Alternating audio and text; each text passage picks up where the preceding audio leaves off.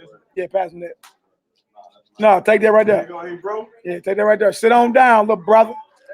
Glad you're in the building. Yeah. Oh, I see you in the house. Come on in here. Shalom is down. All right, all Shalom. right. It's all good. We're gonna start out in Ecclesiastes, the 9th chapter first. Ecclesiastes chapter 9. Y'all line up. Y'all be good. Don't be sneaking out. Let everybody get themselves together. All right. Look at Shaw. Boy, that ain't Gideon reborn. That little joker already got a deep voice, don't it? Don't it, man? Oh, praises. All right, Shabbat Shalom to everybody in the chat.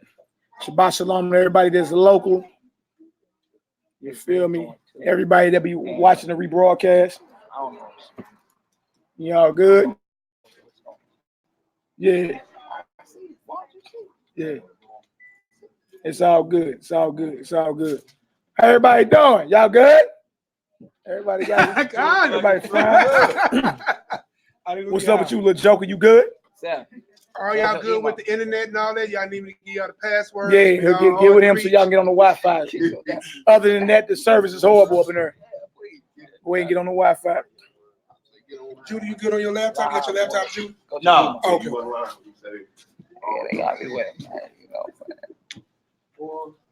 They children. You know. Let y'all hear about Okay. 11 and 12 betas. All right, y'all give us a Yahoo if y'all can hear us up in the chat. Give us a Yahoo. It look like we're running kind of slow. What you think? I look on yours. It's dragging. Yeah, it's dragging.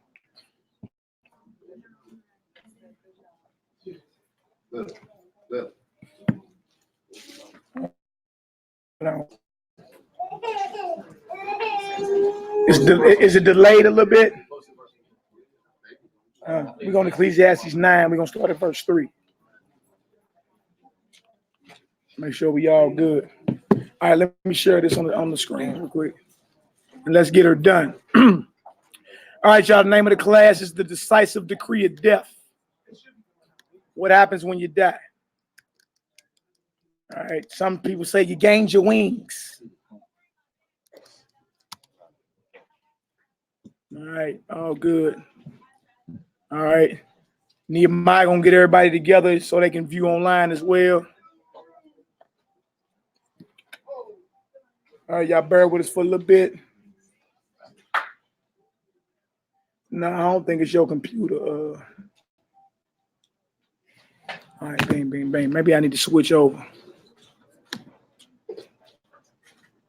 Let me see something. Bang, bang, bang.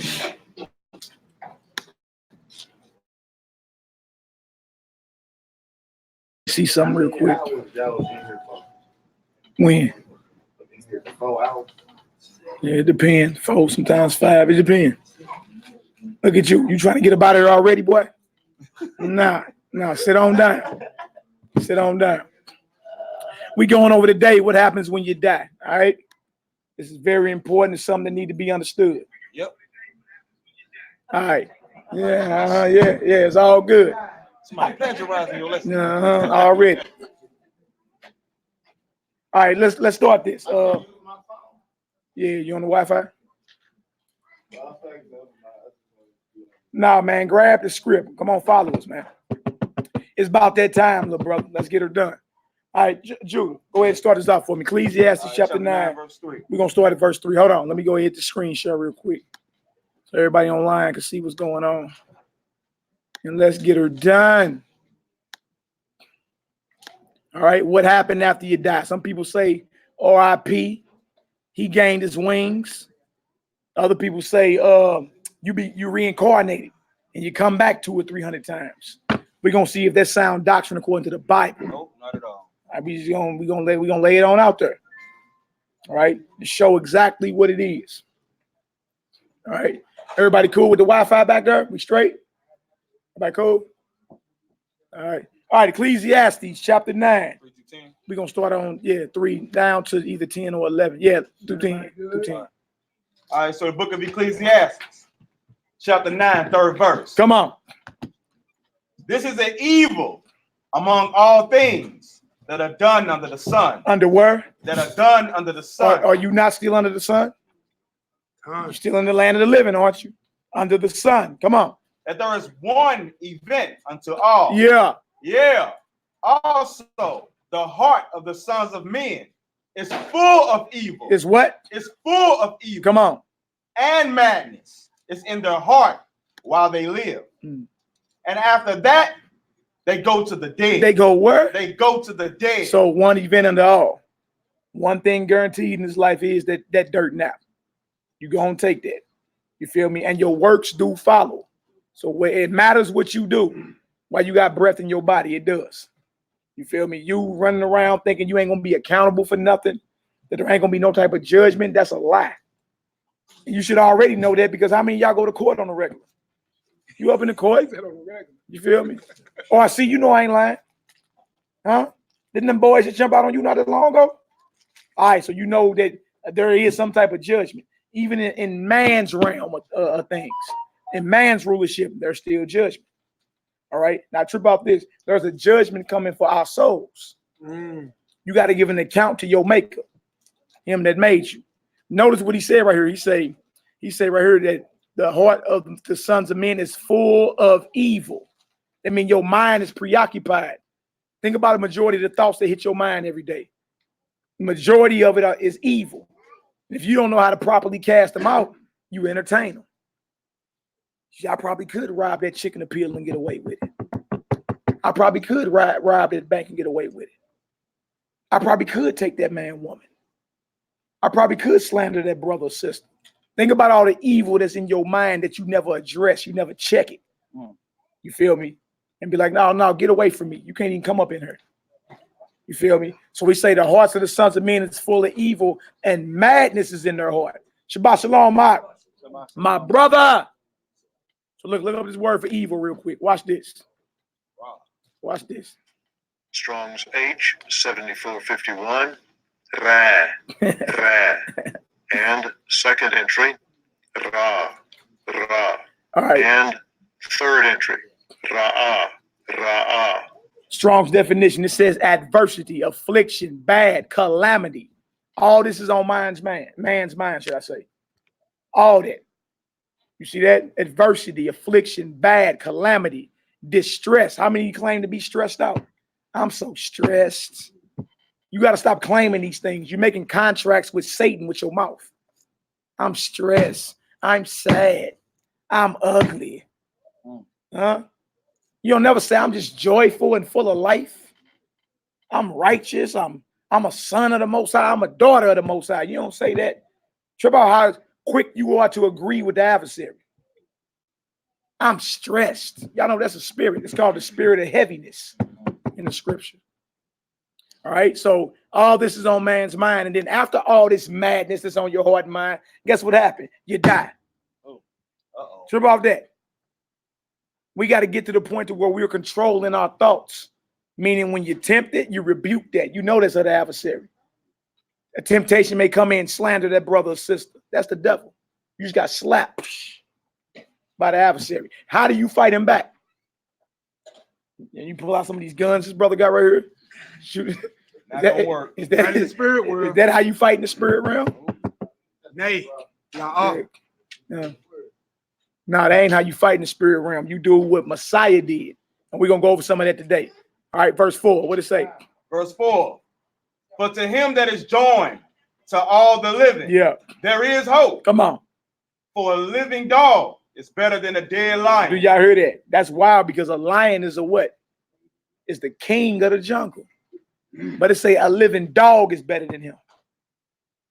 If you are still breathing, there is hope that you can make the kingdom. If you're still breathing, there's always hope as long as you're breathing. As soon as you give up that breath, though, judgment is set. Judgment is set. There ain't no you get 300 times to get it right. You feel me? You got between your first breath and your last breath to make this life count. You understand? To make it count. That's scary right there. But that should scare you into wanting to be right then. Like, you know what? Let me make sure I'm doing what I need to be doing. You know what I'm saying? Let me control myself. Shabbat shalom, little brother. How you doing? Y'all good? What did you bring? Okay. All All right, it's all good. So trip off that. You got one shot to get this right. One shot. A living dog is better than a dead lion. Right? Now, if we know that every day, and we know what, that at least 250,000 people die every day in this earth, between 150 to 250,000 people die every 24 hours. That's a large number. For death to be that close to us, and for us to be that acquainted with death, you feel me? You would think we take our life more serious. Right? A living dog is better than a dead lion. Remember that. All right. So as long as you have breath in your body, you got a chance to get it right with your maker. All right. So make it right with every fiber of your being. Stop acting like your emotion is an excuse to sin. It's not. Some brothers brag, I got an anger problem. I just be, and they think that's tight or something. I'm just angry. You know what I'm saying? That's just me. That's just how I was. That's how the sisters do. That's just how I was raised. You know, that's me. What's all this chest patting like that? No, you can control yourself because you choose to at certain times. You understand? If you're at work and your boss tell you be at work on time and be quiet on the floor, you may mumble under your breath, but for the most part, you shut up. You know. So what is that proving? You can control yourself. We just choose not to. Men act hard with each other. You understand? But when that police pull up, you get a straight back. Sir, yes, sir. No, call me out. No, yes, sir. Start talking like you don't even talk. You was just hard with the brother yesterday. Come on, how much of a killer you is. What does that show us? You can control yourself. Stop lying. Your emotion is no excuse to go against the Most High. Feelings don't hold up in court. Men break down all the time and cry when they hear they got 40 years to life. But my mama, what are you about your mama, boy? My mama The bailiff, about your mama and her biscuits. You can break. Bring them on conjugal visit day. Yeah, you can break down and cry all you want, but your feelings and emotion do not hold up in court. And if it don't hold up in man's court, what you think is going to be with the Most High on what they call Judgment Day? All right, let's get it. Hebrew verse 5. Verse 5. Yeah. For the living, right, know that they shall die. Don't everybody in here know they're gonna die? Right? Go ahead, Hebrew. But the dead know not anything. The dead don't know anything. So Big Mama don't know you scored 3 touchdowns last Saturday. You feel me? As pertaining to this realm of existence, she don't know none of that. There's a level of consciousness after you die, but Big Mama is not concerned with you scoring 3 touchdowns. Right. She ain't sprouted her wings. Everybody don't rest in peace. Y'all little brothers understand that. Feel me? If you've been evil, you get tormented as soon as you die. Until Judgment Day, and then you go to a worse tormentation. Yep. Nah, ain't nobody smiling down on you, clapping. Talking about you hit the game-winning shot. No. No. I mean, it's hard. Look, it's hard to swallow because at everybody's funeral, the people that's officiating over the funeral talk good of him. He gave his life to Jesus at 2. You know, he ain't know what he was doing at no 2 years old. Stop it. You understand? But look, you know him in the streets. You know how much of a beast he was. You understand? You know how many bodies he had on him, how many murders. You understood. Wasn't even tripping off the Most High. What y'all gonna find out today is everybody don't rest in peace. Only the righteous. Only those that's trying to do what the Most High command them to do. That's it. If you ain't looking for the Most High, he got smoke for you. Literally, smoke. All right, what else we got, Doc? Let's get it. Like you said, it's easy. It's easy when you swallow it. You know, it's a hard pill to swallow, but it's easy when you chew. You know what I'm saying? Yeah, little cheese stick. Yes, you do have a chance if you repent. Repent means to turn away from your evil that you're doing. Stop breaking the Most High's commandments. Everybody here should be able to learn the commandments and know them and apply them. You feel me? Everybody should. We even got them on the back of these flyers right here we pass out. 10 commandments. Everybody should know them. These are the 10 basic fundamental laws that the Most High require and demand of us. You understand? Everybody should know that. You know your ABCs. Or see what's your favorite song? You ain't got no favorite song? Okay. You still know how to ride a bike, don't you? Repetition. You see where I'm going with it? Repetition. Some people say, well, boy, I ain't been to Sunday school in so long, I ain't got nothing to do with it. You dig? The point is, if you've been taught something, if it's been drilled in your head, if it's been repetitious, you should know this. Because this is what pleases your maker. You see what I'm saying? If you don't want no smoke from the Almighty, you better learn this right here. This is where it started. All right, because he got smoke. All right, come on, Ak, let's get it. Verse 5. Yeah. For the living know that they shall die. Shabbat shalom, my sister. Come on. Shabbat shalom. But the dead know not anything, neither have they any more a reward. For the memory of them is forgotten. Don't that memory fade quick, don't it? Time fly too real quick when somebody died, your loved ones. You don't talk about them as much as the days and years go on. You understand? That's the truth, man. And it could be somebody you love dearly. You understand? But the fact is, when you die, your memory fades. You understand? Because you're not here in the flesh no more. Right. So you don't talk about them as much as if they were here. You know what I'm saying? That's the truth.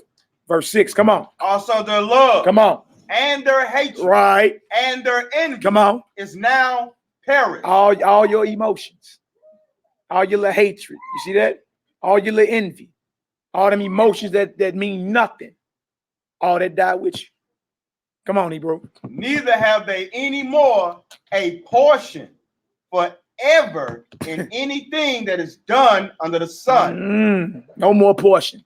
No more inheritance in anything done under the sun. Ain't we all still under the sun? Right. You still in the land of the living. You got a chance there. There is a chance for thou. There still is. You go on, RC. Swing back later and holler at me. Swing back later and holler at me. All right, y'all be safe, man. Hey, it's the Most High Sabbath. Y'all sit back and relax a little taste. All right, Shabbat Shalom. All right, where we at, Hebrew? Verse 7. Verse 7, come on. Go thy way. Yeah. Eat thy bread with joy and drink thy wine with a merry heart. That's right. Come on. For the Most High now accept thy works. Yeah, the Most High is praising us being joyful. That's right. That's why we ain't supposed to be in here all sad and Shabbat Shalom, man. But he got a long face. You dig? The Most High is praised in happiness, joy. You feel me? You supposed to pour everything you got into worshiping your maker. You understand? Put you on a spiritual high. It really does. Man. You know what I'm saying? A high that can't no drug even mimic. I'm trying to tell you. Telling you what I know. You dig? So when it come down to praising and lifting up your voice to your maker, you feel me? And praise and all that, you probably pouring your all into it. Now, some of you sisters cook. Y'all food don't taste like wood, do it? Huh? How y'all know it don't taste like wood? Who told you? Hey, I'm pretty sure your husband will tell you like, nah, that ain't. You need to put a little more seasoning on that. See, so something something as sacred as food that go into your inside that nourish thou. You expect it to be seasoned just right. Something that's just right to thy palate, right? How you gonna be offering anything to the Most High, including praise? But it's bland. It's dry eyes, you know. Yeah, dear Father God, yeah, the flowers and the candy and the you ain't trying to get no reaction out of him. You dig? You put more into your cooking than you doing to praising and pouring out prayers to the Almighty. That's the truth. People think it's boring. I gotta do this again. You hear it all the time. You see? Real talk. He tell you with joy. You understand? Eat your bread with joy. You're supposed to be smiling. Shabbat shalom with food. Good. Yeah. Drink your wine with a merry heart. I'm here getting drunk, but enjoy yourself. Sip your little wine. Enjoy yourself. Right? Watch this. Verse 8. Verse 8.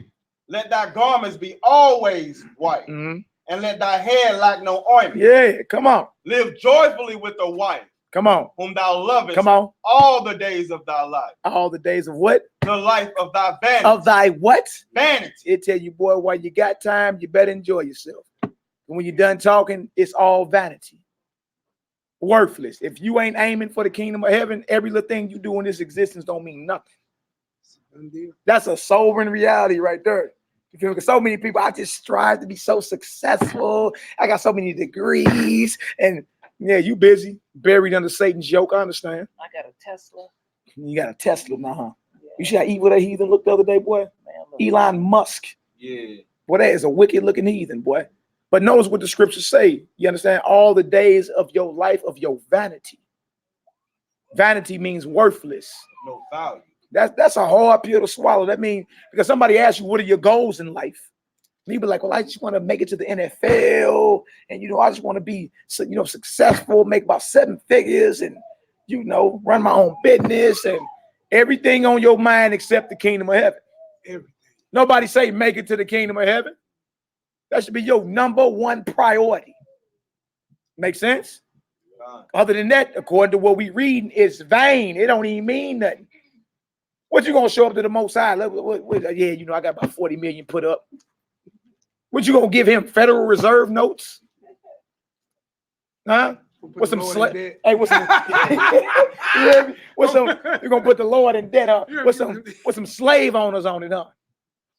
What you gonna do? Brag about your 401k and your retirement benefits? What is it that you can give the Most High? The scriptures say, "Lay up for yourself treasures in heaven." How do you do that? You see, by living a life dedicated to serving him. You feel me? And raising up his people out there. That's what you give him. You sacrifice your life. You dedicate your life to this way of living. You got to live it, breathe it, drink it, sleep it, talk it, walk it, everything. You got to become this. This cannot be a hobby that you do. I get to it when I feel like it. That's my part-time. Now, this is what you do. You see what I'm saying? This is your occupation and your job is to serve your maker. Love your brothers and sisters. Raise his people up. You understand? That's our job. It is. That's what you were created to do. Now watch this, Hebrew. What else it say? It says, which he hath given thee under the sun, all the days of thy vanity. But that is thy portion in this life. Come on. And in thy labor, which thou takest under the sun. Dang, come on. Whatsoever thy hand findeth to do, do it with all thy might. Do y'all hear that? Whatever you plan on doing, you better get to it. Get to it. Huh? The clock is ticking. Y'all done seen them hourglasses before we turn it upside down, the sand get to dropping through that sucker? Yeah. Yeah. We about the last grain of sand. You see? Time is ticking. Whatever you plan on doing, you better get to it. Guess what that does? That takes away the spirit of being slothful. You see? What else to say? For there was no word. Come on. Nor device. Come on. Nor knowledge. Yeah. Nor wisdom. Come on. In the grave. In where? In the grave. Come on. Without gold. Y'all, they ain't say nothing about you gained your wings. They ain't said nothing about you coming back 300 times. That said, look, time ticking, you better get to it. Hey, enjoy yourself. It's all vanity, but hey, enjoy yourself, He gave you that in this portion. He gave you your portion in this life under the sun. But that still don't take off the table is all vanity when you're done talking. Unless you were serving the Most High, it was worthless. Better off had you not been born. That's a hard pill to swallow, boy. And think about the majority of the earth. They doing their own thing. They can care less about pleasing the Almighty. That's crazy. We say, that best life. I'm just going to do me, boo-boo. Everybody's busy, buried under Satan's yoke. Everybody. You see, nobody slowed down and say, you know what is going to please my maker. How about I get to that? I let everybody else speed. Look, they going nowhere fast anyway. That's it. You moving fast, but you ain't getting nowhere. You see? How about we spend the rest of our time doing what pleases the Almighty? You did? Of course, you got carnal responsibilities. Nobody telling y'all be a bum and quit your jobs. And anybody said all that. Give us the benefit of the doubt. We're saying, what is your priority? What is your number one priority? What is the main thing that dominates your mind? Is it ESPN? Brothers? Is it a hot girl summer? Some people wouldn't even. Ladies. Right. Hot girl summer. Boy, because you be hearing these little phrases. It's a hot girl summer. Oh, really? Well, y'all better stay away from them little thoughts, brothers. Y'all seen the blue waffle, had you? Boy, here you go. I'm going to eat my piece of candy, boy. Yeah. Y'all seen that blue waffle? They got new STDs out now. You see? Let's drop that and go to Luke 12 real quick. Any of y'all got anything y'all want to say? I want to hear verse 12. Go ahead. Out. It says, for man also knoweth not his time, as the fishes that are taken in the evil net, and as the birds that are caught in the snare. So are the sons of men snared in an evil time. Yeah. When it falleth suddenly upon them. When it falleth what? Suddenly upon them. We can pull that too. All praise to the Most High. So that lets you know, man, when you're reading these scriptures, you feel me? It puts you in a certain mindset that the Most High expects of us. You see, if we all know time is ticking and we got one shot, guess what you're going to do? You're going to make sure you don't miss. You know what I'm saying? We read about what happened. You know what I'm saying? After you give up that ghost, boy. Hey, I'm sorry. Look, I done had loved ones. Many of them done died since the early 90s on up to present day. Many of them. Feel me? A lot of them, the gang violence in the streets and all that. I understand. Trust me, I do.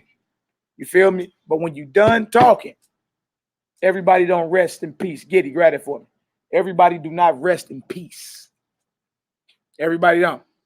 That's a sobering reality there, boy. That's scary, actually. You feel me? Shabbat shalom. Shabbat shalom, my sister. Blessings to you. Yeah, Luke 12, we're going to start at 15. We're going to read on down. All right, we're in the book of Luke chapter 12. Start around verse 15. The name of the class today, y'all, is the decisive decree of death. All right, there's a judgment that go out.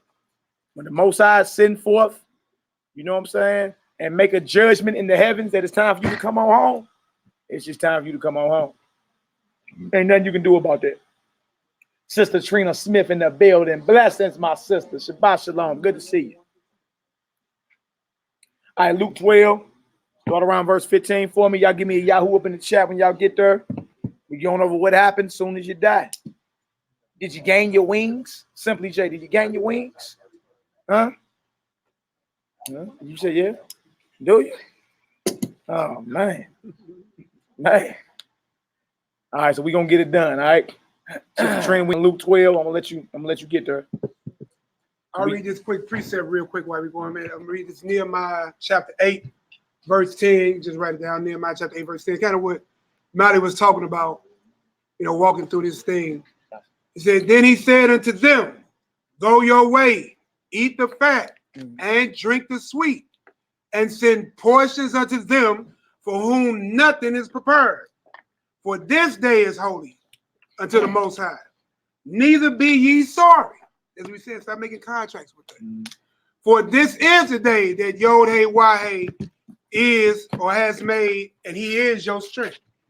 So with that being understanding, if the Most High is for you, who could be against you? So while we stand, that was Nehemiah 8 and 10. Nehemiah 8 and 10. And then y'all can write this down too. 1 Peter chapter 4, verse 17 to 19. 1 Peter what? 1 Peter chapter 4, verse 17 through 19. All right, we got you, Ma. It's all good.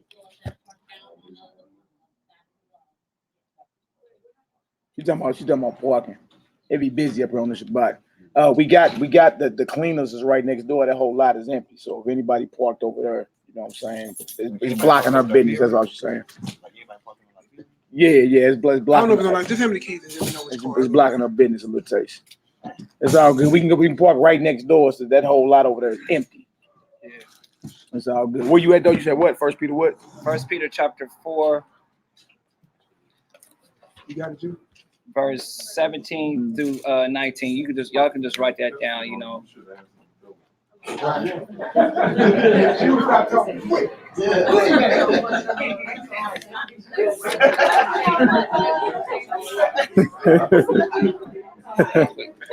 Oh man.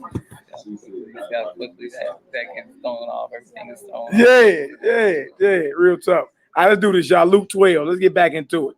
Hashatan is slicker than snot. Yes, sir.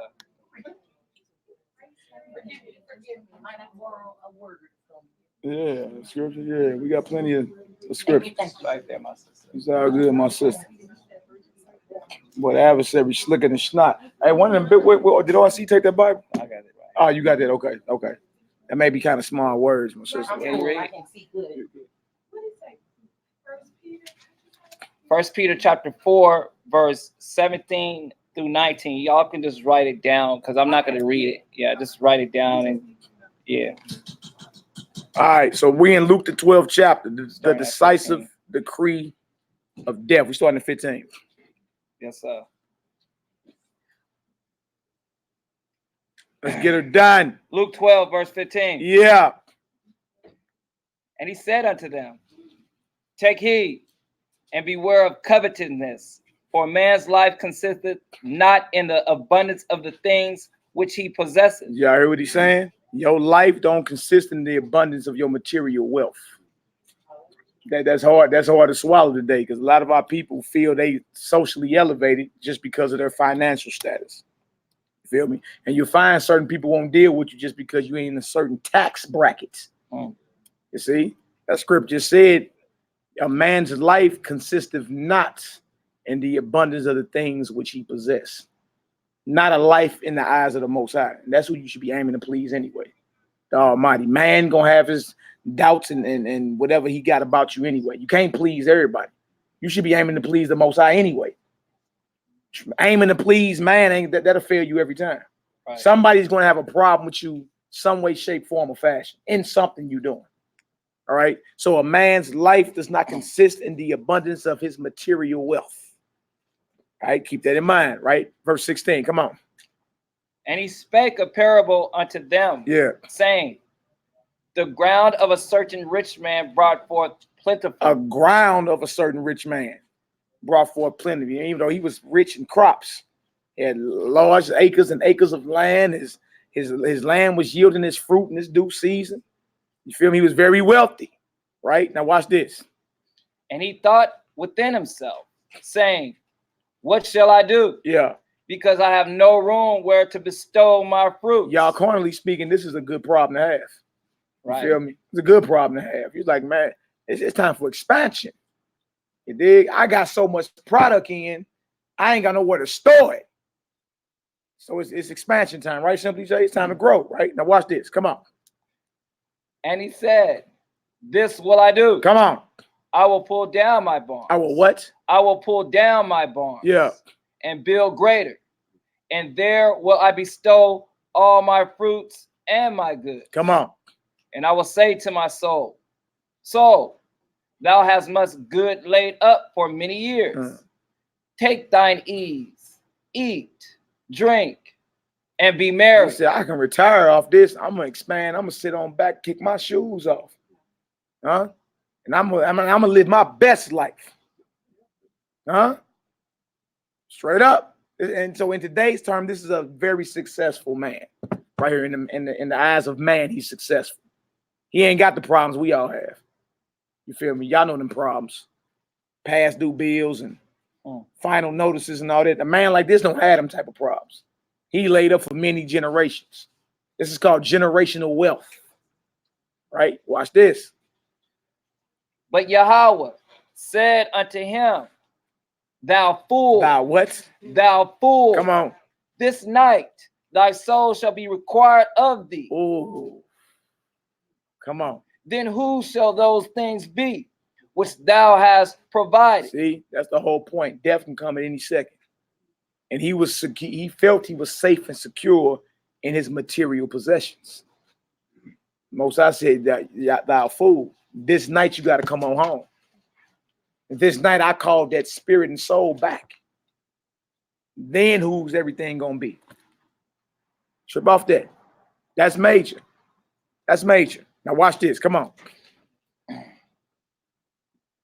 So is he that laid up treasures for himself. Yeah.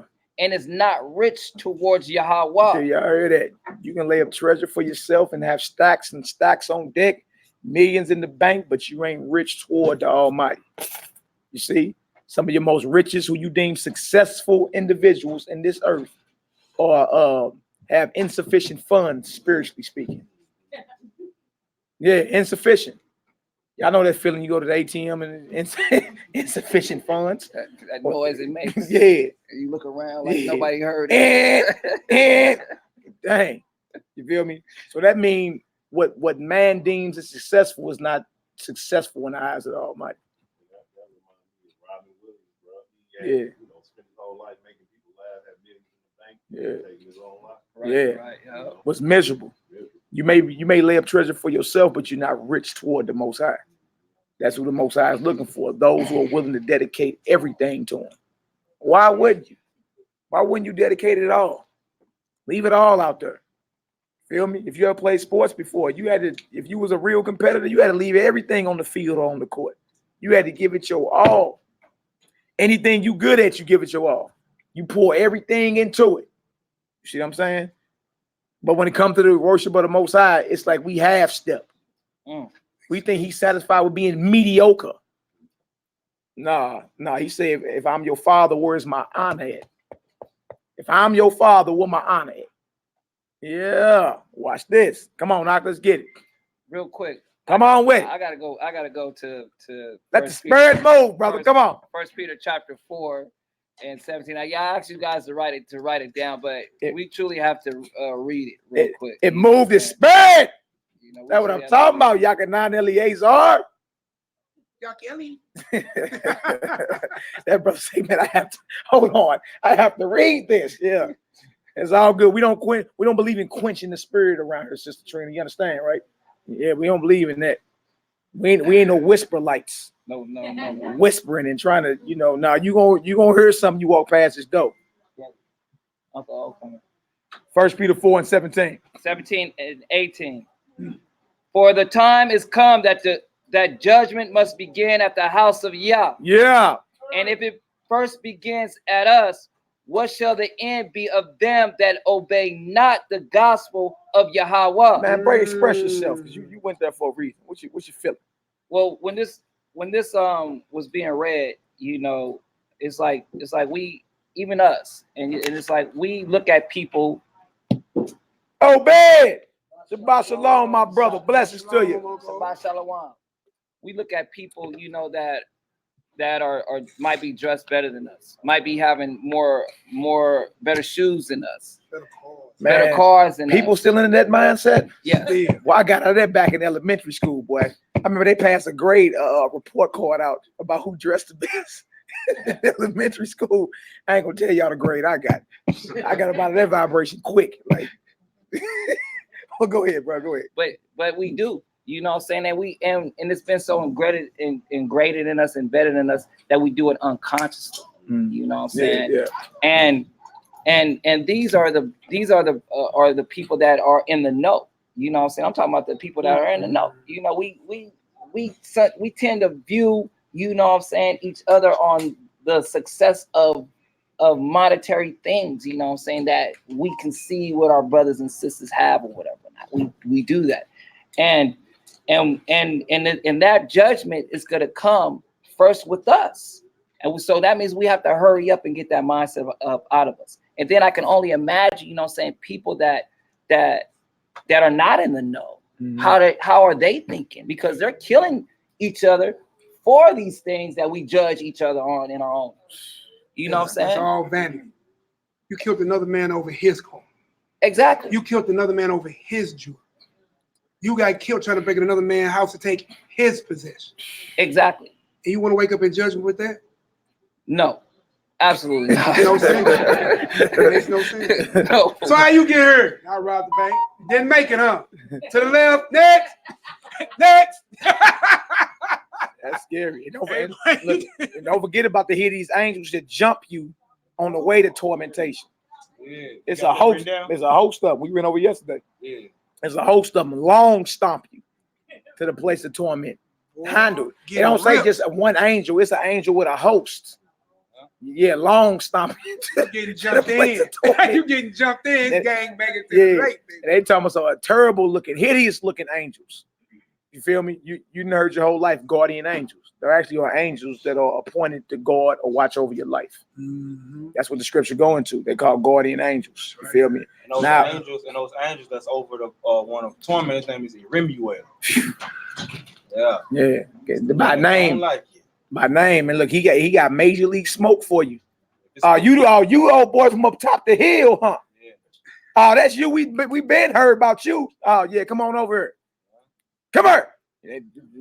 Toe tag and bag you. He the prosecuting attorney. Yeah, and they say you get dragged. You see, if you righteous, you get guided to the right. You know what I'm saying? Good old Hebrew Negro spirituals. Yeah, baby. Rest. Yeah, you get the rest with all the righteous. But if you've been evil, you feel me? We read that yesterday in her. The works of Josephus. You get handled. I'm talking about handled. You dig? Straight up. It's not a game. We're gonna get into the fourth book of Ezra today after Apocrypha. Oh, it's even more detailed. Yeah. Serious problem. You feel me? So take your time now to make sure you're making your call and your election sure. What you want to do? You want to finish that off? Verse 18. Yeah. And then it goes to say, and if the righteous, right, the righteous scarcely be saved, where shall the ungodly and the sinners appear? I'm just gonna go with the righteous because me personally, I don't even try to think about the ungodly and wicked because I don't want to put myself on that path. In that vibration, right? You know what I'm saying? So if the righteous scarcely be saved, you know what I mean? That truly should, again, put an extra bit of sweat running down the middle of your back when you're reading these the scriptures regarding where you go to after you give up the ghost. Right. You know, because again, we can look in the spiritual mirror and we know, you know what I'm saying, the little marks and stuff that we have, you know what I'm saying, within inside our own selves. Right. You know, so we need to hurry up, you know what I'm saying, because as we've been going over the last few days or whatever, what's happening in Israel and the Holy Land, and as we can see what's going on around us in the communities, time is getting short, you know what I'm saying? Time is truly getting short.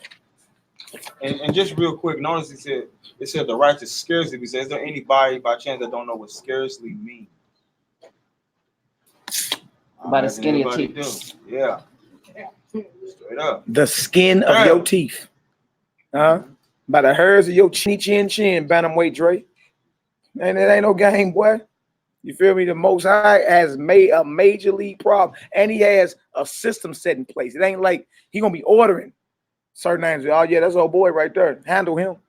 Toe tag and bag him. Next. Dang. Y'all do know the Most High own hell or the lake of fire. Y'all know that, right? He created it. He the one that owned it. You feel me? And the adversary himself don't want to go there. That's his final resting place. Right? And it wasn't made for you. That's the whole thing. It was made for him and all those that follow him. You understand? Yeah, the fiery pit is nothing that you want. Yeah. Real talk. Let's get back to where we was at. That was that first pit. Let's go back to that Luke. Luke 12, verse 22. Let me get on back there real quick. The book of Luke, chapter 12, verse 22. The decisive decree of death. Serious thing. All right. And everything you do, aim to be righteous in your conversation and your actions, everything. Be sincere too. Later for the under the table tactics and all that. Later for all that. Trying to hustle your people and all that, man. Be sincere in your dealing. Because there's a judgment coming. Right. Even for those that got that hustle spirit. Most I say unjust weights and balances are an abomination to him. Disgusting. Yeah. Luke 12 and 22. And he said unto his disciples, yeah, therefore I say unto you, take no thought for your life, what ye shall eat, neither for the body, what ye shall put on. What he's saying right there, sister, catch a chat. What that mean when he say take no thought for your life? Masuria. Yeah, don't be out here worrying. When has worrying ever benefited anybody up in here? Has worrying ever benefited you? No. You worried about something and it worked out good for you. I lost my hair because of that. You too, boy? Well, I think my daughter pulled out my last little thinning strand about 10 years ago. I whacked that thing off. It ain't grew back since. But what he say? Take no thought. He's saying stop worrying. What are you worrying about? You feel me? Either you a son or a daughter of the Most High and he love you. You feel me? Or the Most High don't exist. Right. And he hates you. Everything work out for good for those that love him. That's either a blank or empty statement or that's true. There's nothing to worry about. You feel me? Rejoice and believe, right? What else to say? Verse 23. The life is more than meat. Yeah. And the body is more than raiment. Your body is more than the clothes you got on. You feel me? Your life is more than that steak you throwing down your throat. It's more than that. All right, come on now. Consider the ravens. Yeah. For they neither sow nor reap, which neither have storehouse nor barn. And Yahweh feedeth them. how much more are ye better than the fowls? Good question. You think the birds are worried about what they're going to eat simply, Jay? You think the birds worrying about where they're going to sleep? Aharon, Aaron? No, they ain't worried. You worry. What you worried for? You are so much more better than animals, and they don't even worry like you. They ain't worried about what they're going to eat, what they're going to put on, where they're going to sleep. You dig? You the one to make these contracts with Satan. Tell me something. I'm just so sad and depressed and stressed out and the bills. And you allow that to make your relationships dissolve and everything. Arguing. The root cause of it is the worrying. Why are you worrying? Because you're doubting. You're not firmly rooted in the word. You're straight doubting. Doubting ain't never did nothing but to kill you. It harms your body, actually. It harms your mind and your body. You feel me? He say animals don't even worry, and you so much better than them because you made in the image of the Most High. If you so much made better than animals and in the image of the Most High, what are you worrying about? And animals don't worry. You dig? We got to become like children. You think them babies worry about anything? Them babies don't wake up worrying about what they're going to put on and what they're going to eat and where they're going to sleep for the night. Babies know they good. They got more faith than you got in the maker. You become like a child, man. Children wake up all happy. Shalom, Abba. You dig? I ain't tripping off nothing. Make my breath stink. They don't even care. All in your face. Breath stinking. Don't even care. Just totally in full faith for their parents. Totally in it. Right? Somewhere in between adolescence and being an adult, we grow this complex of doubting and worrying. Puberty. You understand? That's what they call it, boy? Puberty. Puberty. Is that what the heathen call it? Yeah. Okay. Well, it's somewhere they call it puberty today. That's where you gain this complex that you can doubt and worry your way out of your problems.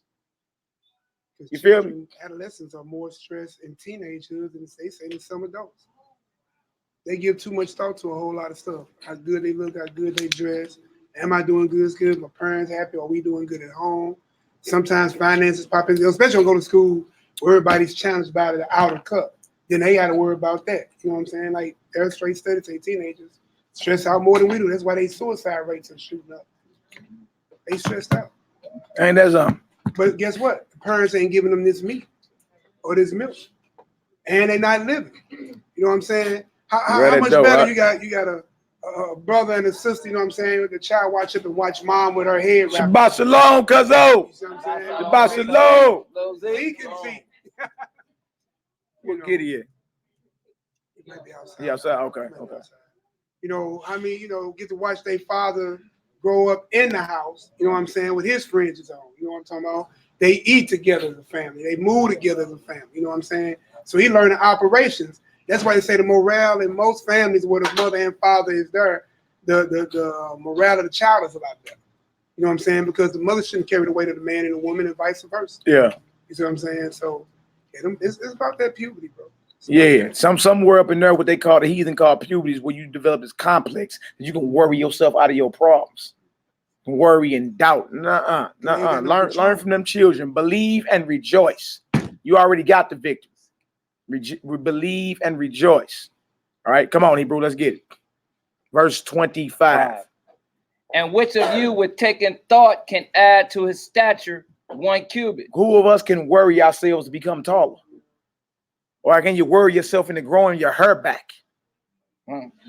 I'd have got that a long time ago. That was possible. I got some peach fuzz. That what you call that, boy? I'm just saying. He just saying you can't worry yourself even into growing. You can't. You did. Worrying don't benefit you at all. What is you doubting for? Right? Either you a beloved son of the Most High or daughter, or you're not. Which one is it? Let's get it, Doc. Verse 26. If ye then be not able to do that thing which is least, yeah, why take ye thought for the rest? You call that least.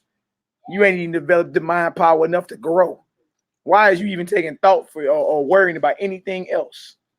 Right? You're better than the animals, and they ain't worrying and doubting. Why are you? Yeah, come on, Doc. Let's get it. Consider the lilies. Now he's saying, look at the flowers. Go ahead. how they grow. Yeah, They toil not, man. they spin not. Right. And yet I say unto you that Solomon in all his glory was not arrayed like one of these. Like Solomon wasn't even decked out like these lily fields, man. Them lilies is off the chain. He was like, looking, even Solomon wasn't even dressed up like this. Watch this. If then Yahweh so clothe the grass, Uh-huh. which is today in the field, and tomorrow is cast into the oven, Come on. how much more will he clothe you, O ye of little faith? Little faith. Little faith meaning you got small or weak faith. And why? What is there? What is the enemy of your faith? Doubt. Doubting is the enemy of your faith. You see? Doubting is the enemy of your faith. The Most High will clothe the grass in the field. What makes you think you ain't gonna have no clothes to put on? Right. You think the Most High gonna have you out here jack naked, just looking like an animal? What are you worrying about then? Think about it. You worried yourself into what? More disease, high blood pressure, headaches, migraines. You see? You say, what's this? Yeah, invite more spirits. Agreeing with it. I'm just so stressed. You dig? Nah, y'all got to stop saying this. Stop signing contracts with the adversary. That's what you're doing. It's a verbal contract. Nah, I just got an anger problem. Bro told me that the other day, like he was bragging. You know me, I just got an anger problem. I'm like, bro, you better stop admitting that. You don't admit you got an anger problem. And stop acting like you can't control it, because as soon as Jennings police pull up, you start talking like a heathen. Tuck your shirt in, sir. Yes, sir. Yeah, I thought you was hard. Thought you had an anger problem. You see, you can control it. That's the point. All right. Now watch this. Verse 29. And seek not ye what ye shall eat, Uh-huh. or what ye shall drink, neither be ye of doubtful mind. Stop worrying. You always done ate. Think about it. You dig? You know, always ate. You know, always had some clothes to put on your back, and you always done laid down and slept. What are you worrying about? Think about it. Think about it. Dang. You see, you just been making all these contracts with the adversary and the kingdom of darkness all up in your mind. And now you saying, this is so me. Like that article floating around Facebook. 15 signs to prove you are stressed out. And I'm seeing conscious Israelites sharing this post talking about, this is just so me on so many levels. Wow. They go, what? I'm like, bro, don't you ever claim that. You dig? Those are spirits. It's in the Bible, it's called the spirit of heaviness. That's what it's called. You feel me? Yeah, of course. He said he ain't gave us the spirit of fear, but of power. That's right. That's a spirit. Of love. That's a spirit. And of a sound mind. That's a spirit. Man, That's right. That's what you claim. You don't claim Satan's kingdom. And wonder why you all up in there demon possessed and Legion up in there. Legion is 6,780 demons that you let in. You see? Come on, Hebrew, let's get it. This is Sirach chapter 30 and verse 21. Hold on, let me pull it up on her. 30 and 21. Yeah. Let me pull it on out. Let me put it on the yeah, most definitely, bro. Also known as Ecclesiastes. I mean, yeah. And it's on page 89 in the red book for those who are new to the Apocrypha books. Yeah, 30 and 21. I'm going to it right now. Here we go, brother. Let's bring it out, Judah the shooter, my Hamite brother. No, let me shoot. All right. All right. It says, give not over thy mind to heaviness. There it is. And afflict not thyself in thy own counsel. Yeah. Going into your own thoughts, how you beat yourself up. Yeah. Verse 22. The gladness of the heart is the life of man. And the joyfulness of a man prolongeth his days. Y'all hear that? You feel me? You supposed to be rejoicing and believing around here, man. Stop accepting defeat. You know, I was just a sinner, no good thing, am I? Around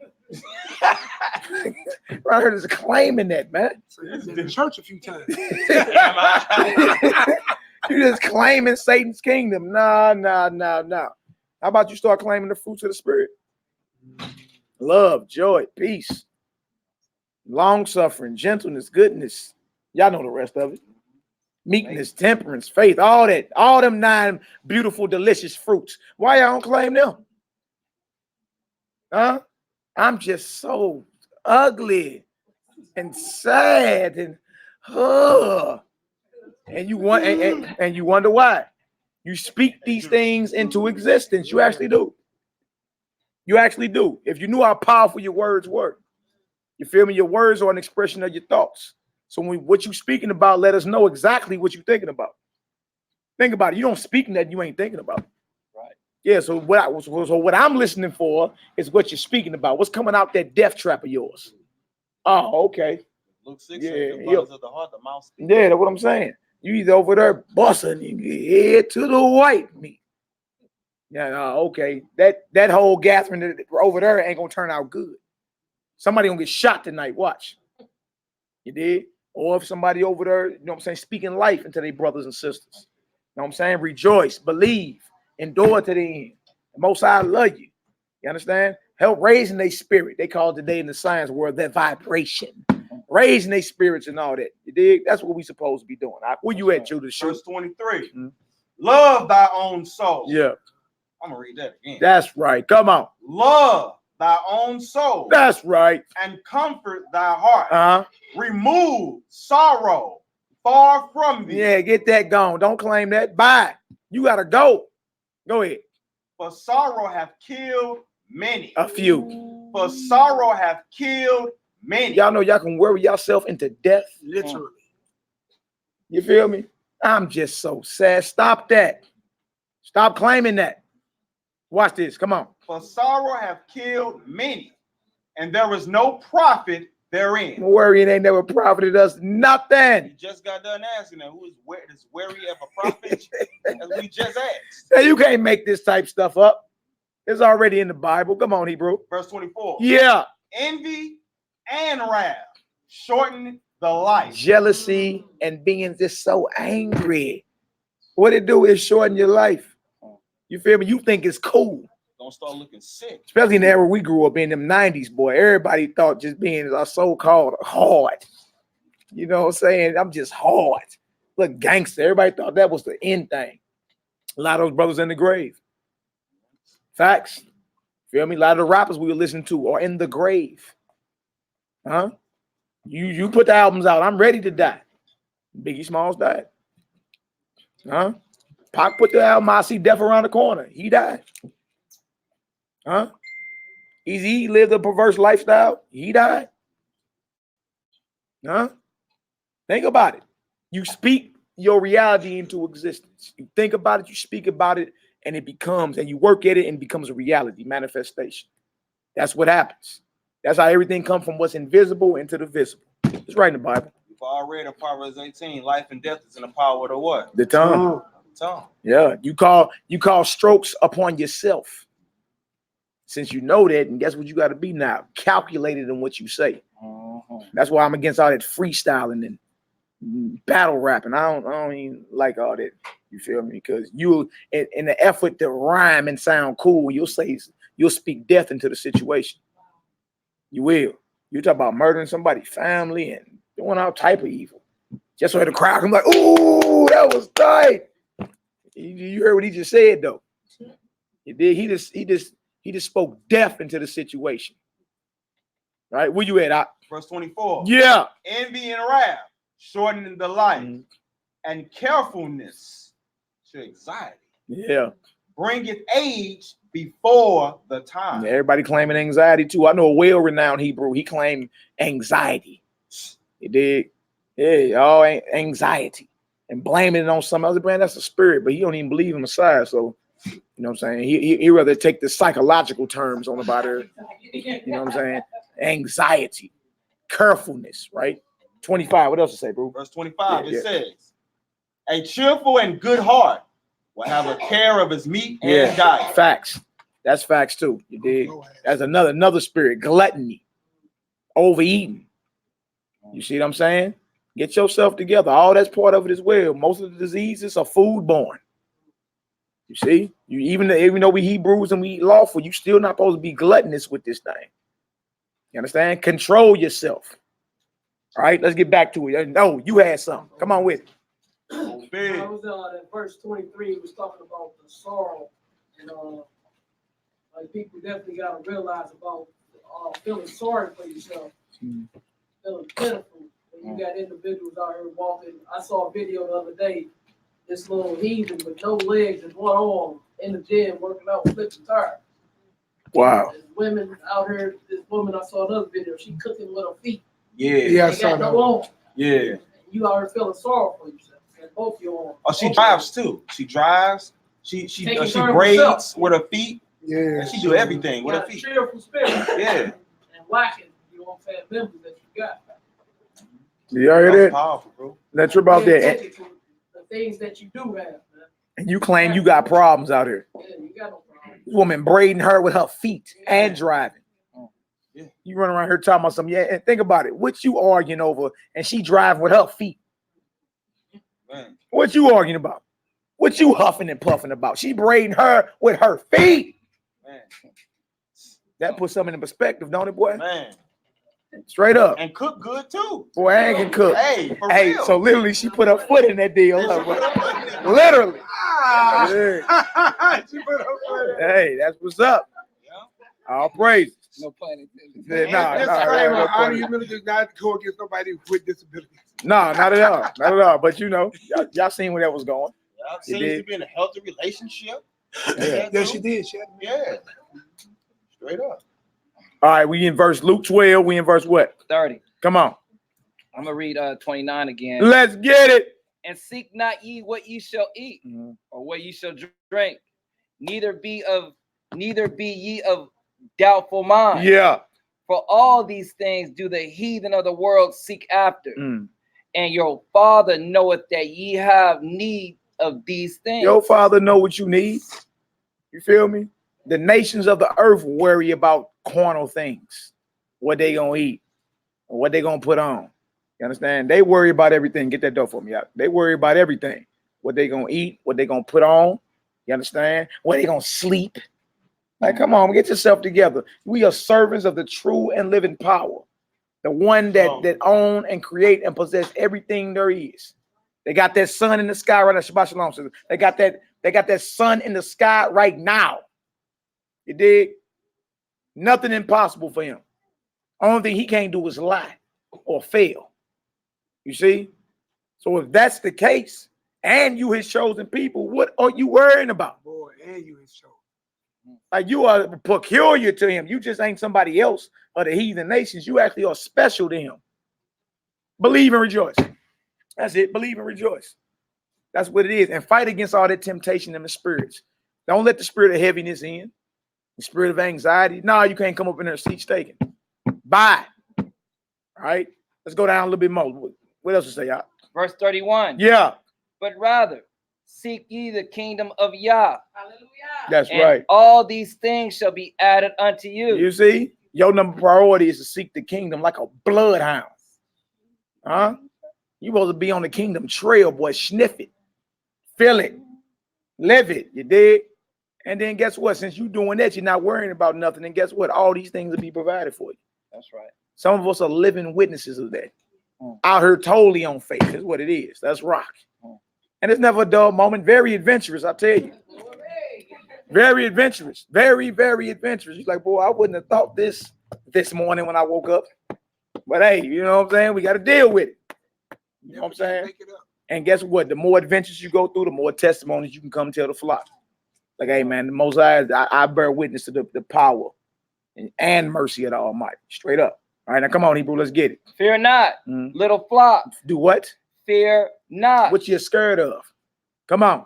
little flock. Yeah. For it is your Abba's good pleasure to give you the kingdom. That's his pleasure. You see that?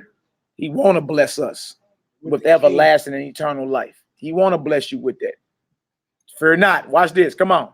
Sell that ye have, Uh-huh. and give alms. And do what? And give alms. Yeah, you see that? That's somebody that's not worried about nothing. That's somebody that's all in the Messiah's movement. Remember, he told the rich man, sell everything you got and follow me. What was his response? He went away soft. He went away crying. And then he told him, he said, if you want to be perfect, Yeah. Man, He went away crying because he was somebody that had the commandments, right? Remember? yeah, He was like, oh, I done did all that. from my youth up. What am I lacking? He said, What am I oh, okay. You really want to level up? Commandment keeper?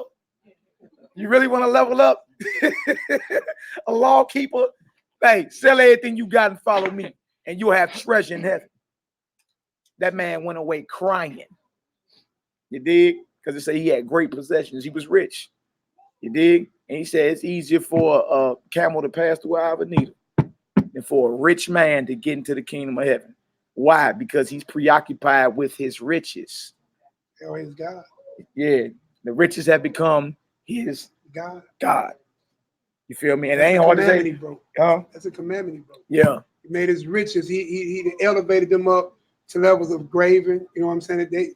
That is what he worked for, who he yielded his whole members to, and that's what his whole focus is.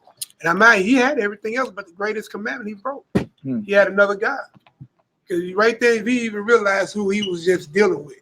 And he been following him because he came there to meet up with him to listen to him speak. Called him good master and everything. Called him that. Yeah. Good master, what must I do? The question we all ask to have you. That's in Luke 19, if y'all want to see what that said. Yeah. And what thing I must do to get to the kingdom of heaven? Matthew 19. Matthew 19, my Yeah. fault. Matthew 19. It's like, yeah, when you sit there, you think about that. Because I asked people all the time, so what did he break? He had the treasures more important than God himself. Can I ask a question?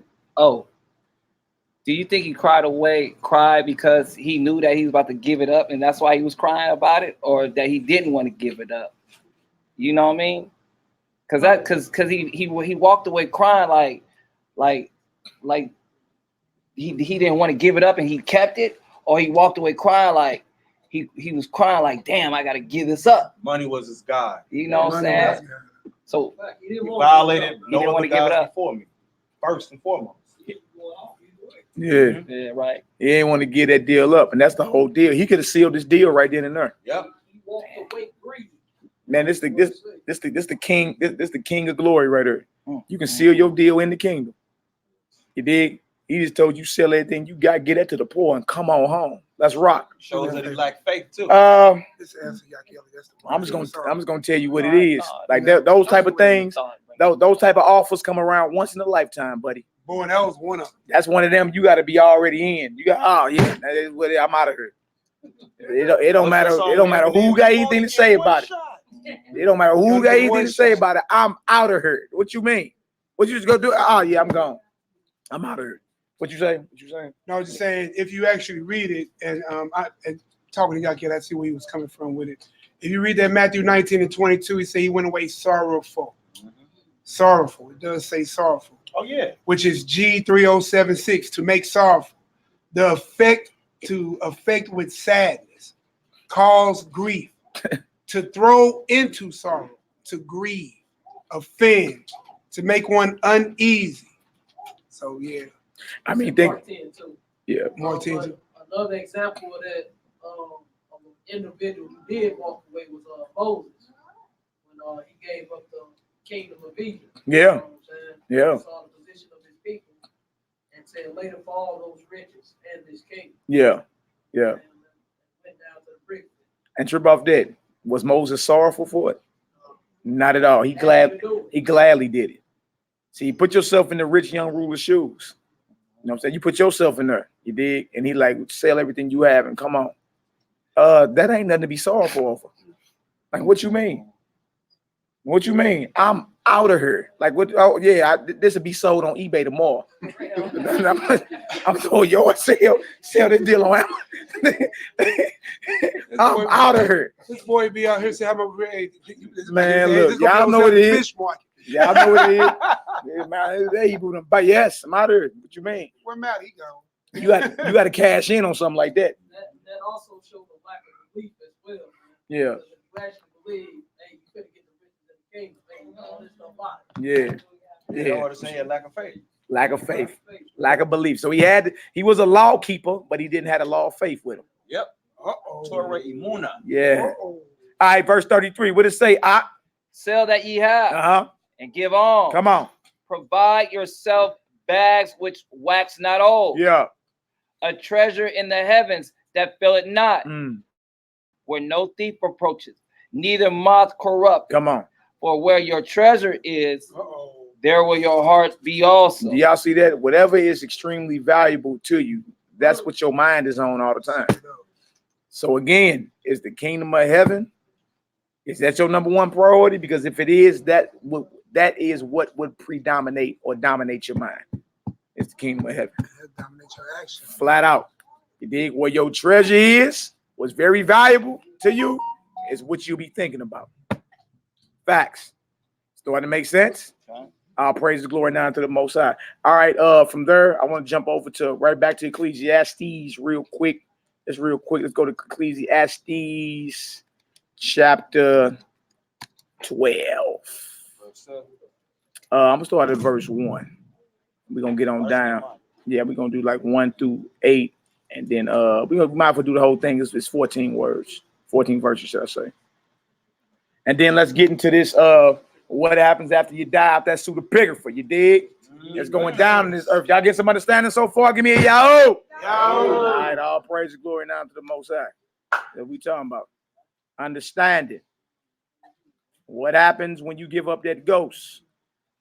You understand? What happens? And if you knew judgment is immediately set, you would be more circumspect in your actions and in what you say out here. You feel me?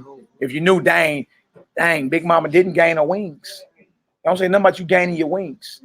Is he either you gonna rest with the righteous or be tormented with the wicked? Man, that's the truth.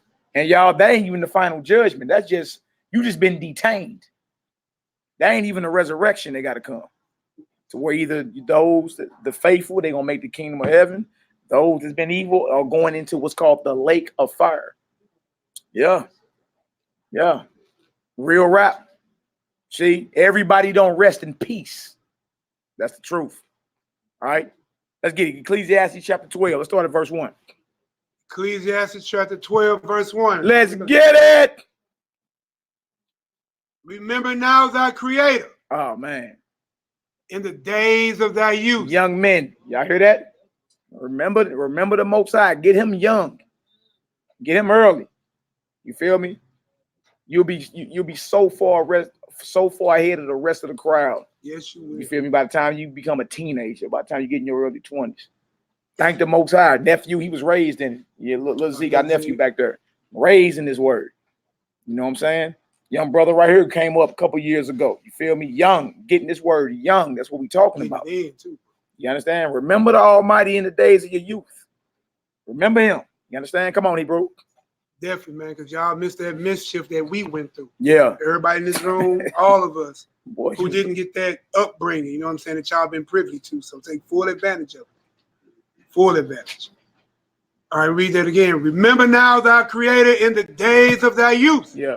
While the evil days come not, nor the years draw nigh, when thou shalt say, I have no pleasure in them. Come on. While the sun or the light or the moon or the stars be not dark, right, nor the clouds return after the rain. In the day when the keepers of the house shall tremble, and the strong man shall bow themselves, and the grinders cease because they are few, and those that look out of the windows be dark. So remember the Most High while you're young. Remember them and get them early. That's all it's going into. You know what I'm saying? Before you get old and stuck in your ways and bullheaded, and can't nobody tell you nothing. You feel me? Some of our old people are some of the most hard-headed, stiff-necked Hebrews I've ever met. My granddaddy ate pork. My great-granddaddy ate pork. I'm going to eat the pork. You're like, boy, what is you talking about, man? You got all type of worms in you eating all that. You dig? You get old and you get bullheaded, man. Can't nobody tell you nothing.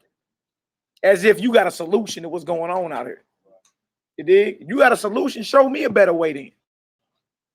So it's saying, remember the Most High when you're young. Get him early. You understand? They ain't saying nobody old can't change their ways, but for the most part, they don't. They just stuck there. You feel me? Circling the drain. All right, come on, let's get it. And the doors shall be shut in the streets when the sound of the grinding is low. And he shall rise up at the voice of the bird and all the daughters of music shall be brought low. Also, when they shall be afraid of the which is high, of that which is high, and fear shall be in the way, and the almond tree shall flourish, and the grasshopper shall be a burden, and desire shall fail, because man goeth to his long home. Man goeth where? To his long home. The upper room, huh? Huh? Man goeth to the upper room, that long home. You see? Talking about in the day of your death. Man goeth to his long home. Come on. And the mourners go about the streets. Come on. Or ever the silver cord be loosed, or the golden bowl be broken, or the pitcher be broken at the fountain, or the wheel broken at the cistern. I'm talking about when you expire. You feel me? When you expire, certain things happen within your body. You feel me? Silver cord going into your spinal cord and all that. You feel me? Just you go into the anatomy of man and what happens as soon as that spirit and power of the Most High leave you. All right, watch this. Come on.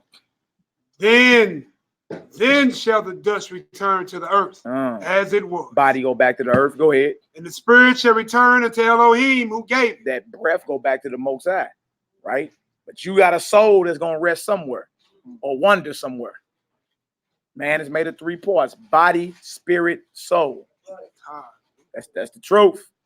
All right, back to the Most High who gave it. Right now, watch this. Come on. Vanity of vanities, said the preacher. Yeah, all is vanity. All is worthless. All is worthless. Come on, Doc. And moreover, because the preacher was wise, he still taught the people knowledge. That's what any preacher is supposed. You're supposed to be teaching knowledge out here, man. Not tomfoolery. It's not just running your mouth and like that boy that wake everybody up at 3 in the morning. That scream loud. Remember that boy back in the day, boy?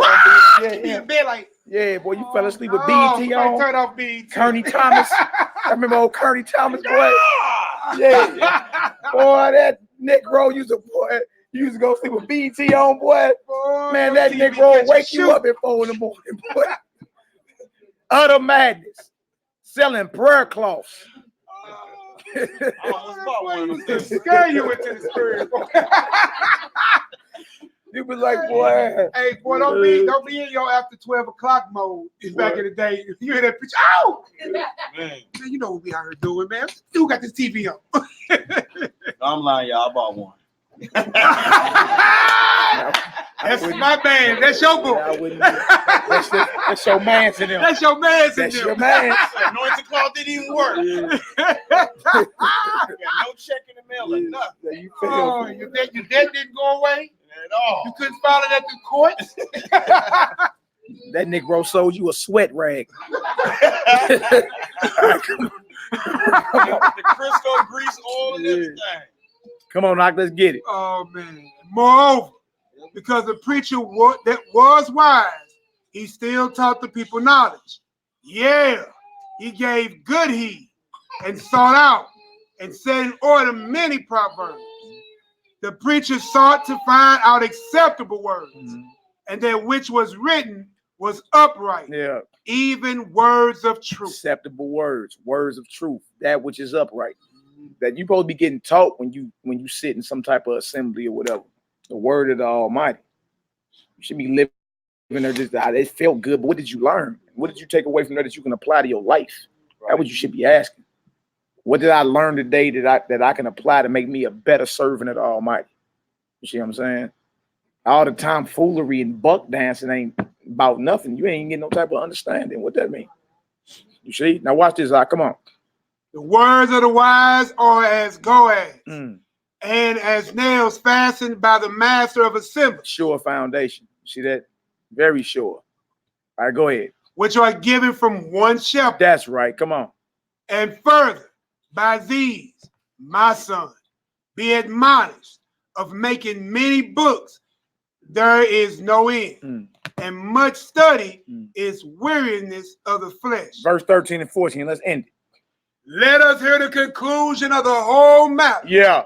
Fear Elohim. Yeah. And keep his commandments. For this is the whole duty of man. That's your whole duty. That's what you were created for. Fear the Almighty and to guard his commands. Keep is shamar in Hebrew actually means to guard. Where you guard them at, right up here. You feel me? You guard them and then you apply them to your life. You feel me? The words got to jump off the page and become a reality. Yeah. That was the whole point of it. It don't say it don't just be a hearer, be a doer of what it is. You understand? Action. So the words supposed to come off the page and they supposed to manifest as a reality to the believers. That's what it is. All right. Come on, Hebrew, let's get it.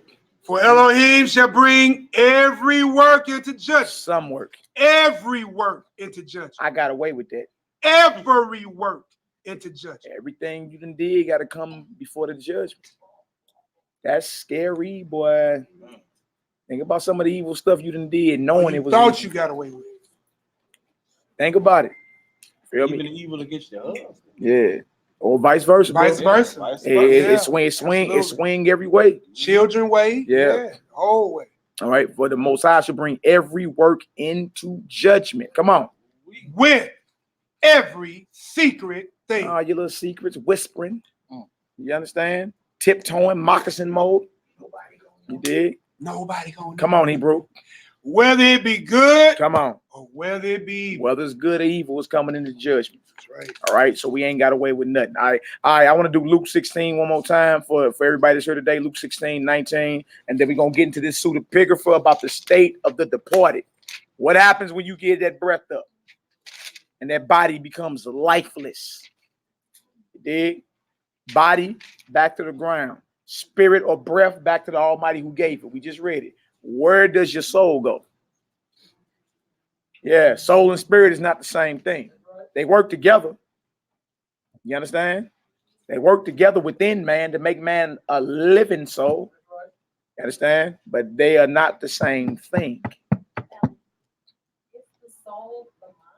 Yeah, the consciousness, the mind, or they call it that today. The mind or the soul or consciousness. Notice your mind is not your brain. See, people be thinking brain. No. You feel me? Your consciousness or your soul or your mind is not your brain. The brain may be like a physical manifestation that houses your mind. You understand? Or your soul. You dig? But it's not. You know what I'm saying? It's not the same thing. So yeah, you'll be looking at your mind or your consciousness. What makes you aware. So there's a level of awareness after you die. You understand? Big Mama don't know nothing about you won the pageant or nothing or scored some touchdowns. You feel me? You don't know none of that. You dig? She ain't looking down on you knowing that you done won the beauty contest or something. No. But there is a level of consciousness in the realm of the dead once you die. We're gonna go over it today. It's very sobering. Went over a little bit last night, you know what I'm saying? Out of that Josephus. But first we want to read it in Luke. Show y'all we not reading funny books. Some people say that y'all reading them funny books. They get it. That's what they say, Simply Jay. They say we reading them funny books. You dig? Not the thing. You got something? I was telling the door. My grandchildren. Okay. Luke 16. We're gonna start at 19, and then we're gonna go into that pseudepigrapha. Right, and it's called the state of the departed. Matter of fact, we need to go into the Apocrypha and read the missing 70, the second Ezra, the 14th chapter. Yeah, go there first after we read this. Okay. Go there and it's going to show you there's 70 missing, it's a books in there, but it's verses that he told Ezra to hide and only show them to the wise. Only show them to the wise. You know what I'm saying? You in there? You got it, boy? All right, let's do the Luke 16. Luke chapter 16, verse 19. Yeah. There was a certain rich man, which was clothed in purple and fine linen, and fared sumptuously every day. Yeah, he ain't had them problems we have. And you got bill money problems. He didn't have these problems. He's a rich man. He dig was okay, no worries. Every day, right? Come on. There was a certain beggar named Lazarus, Yeah.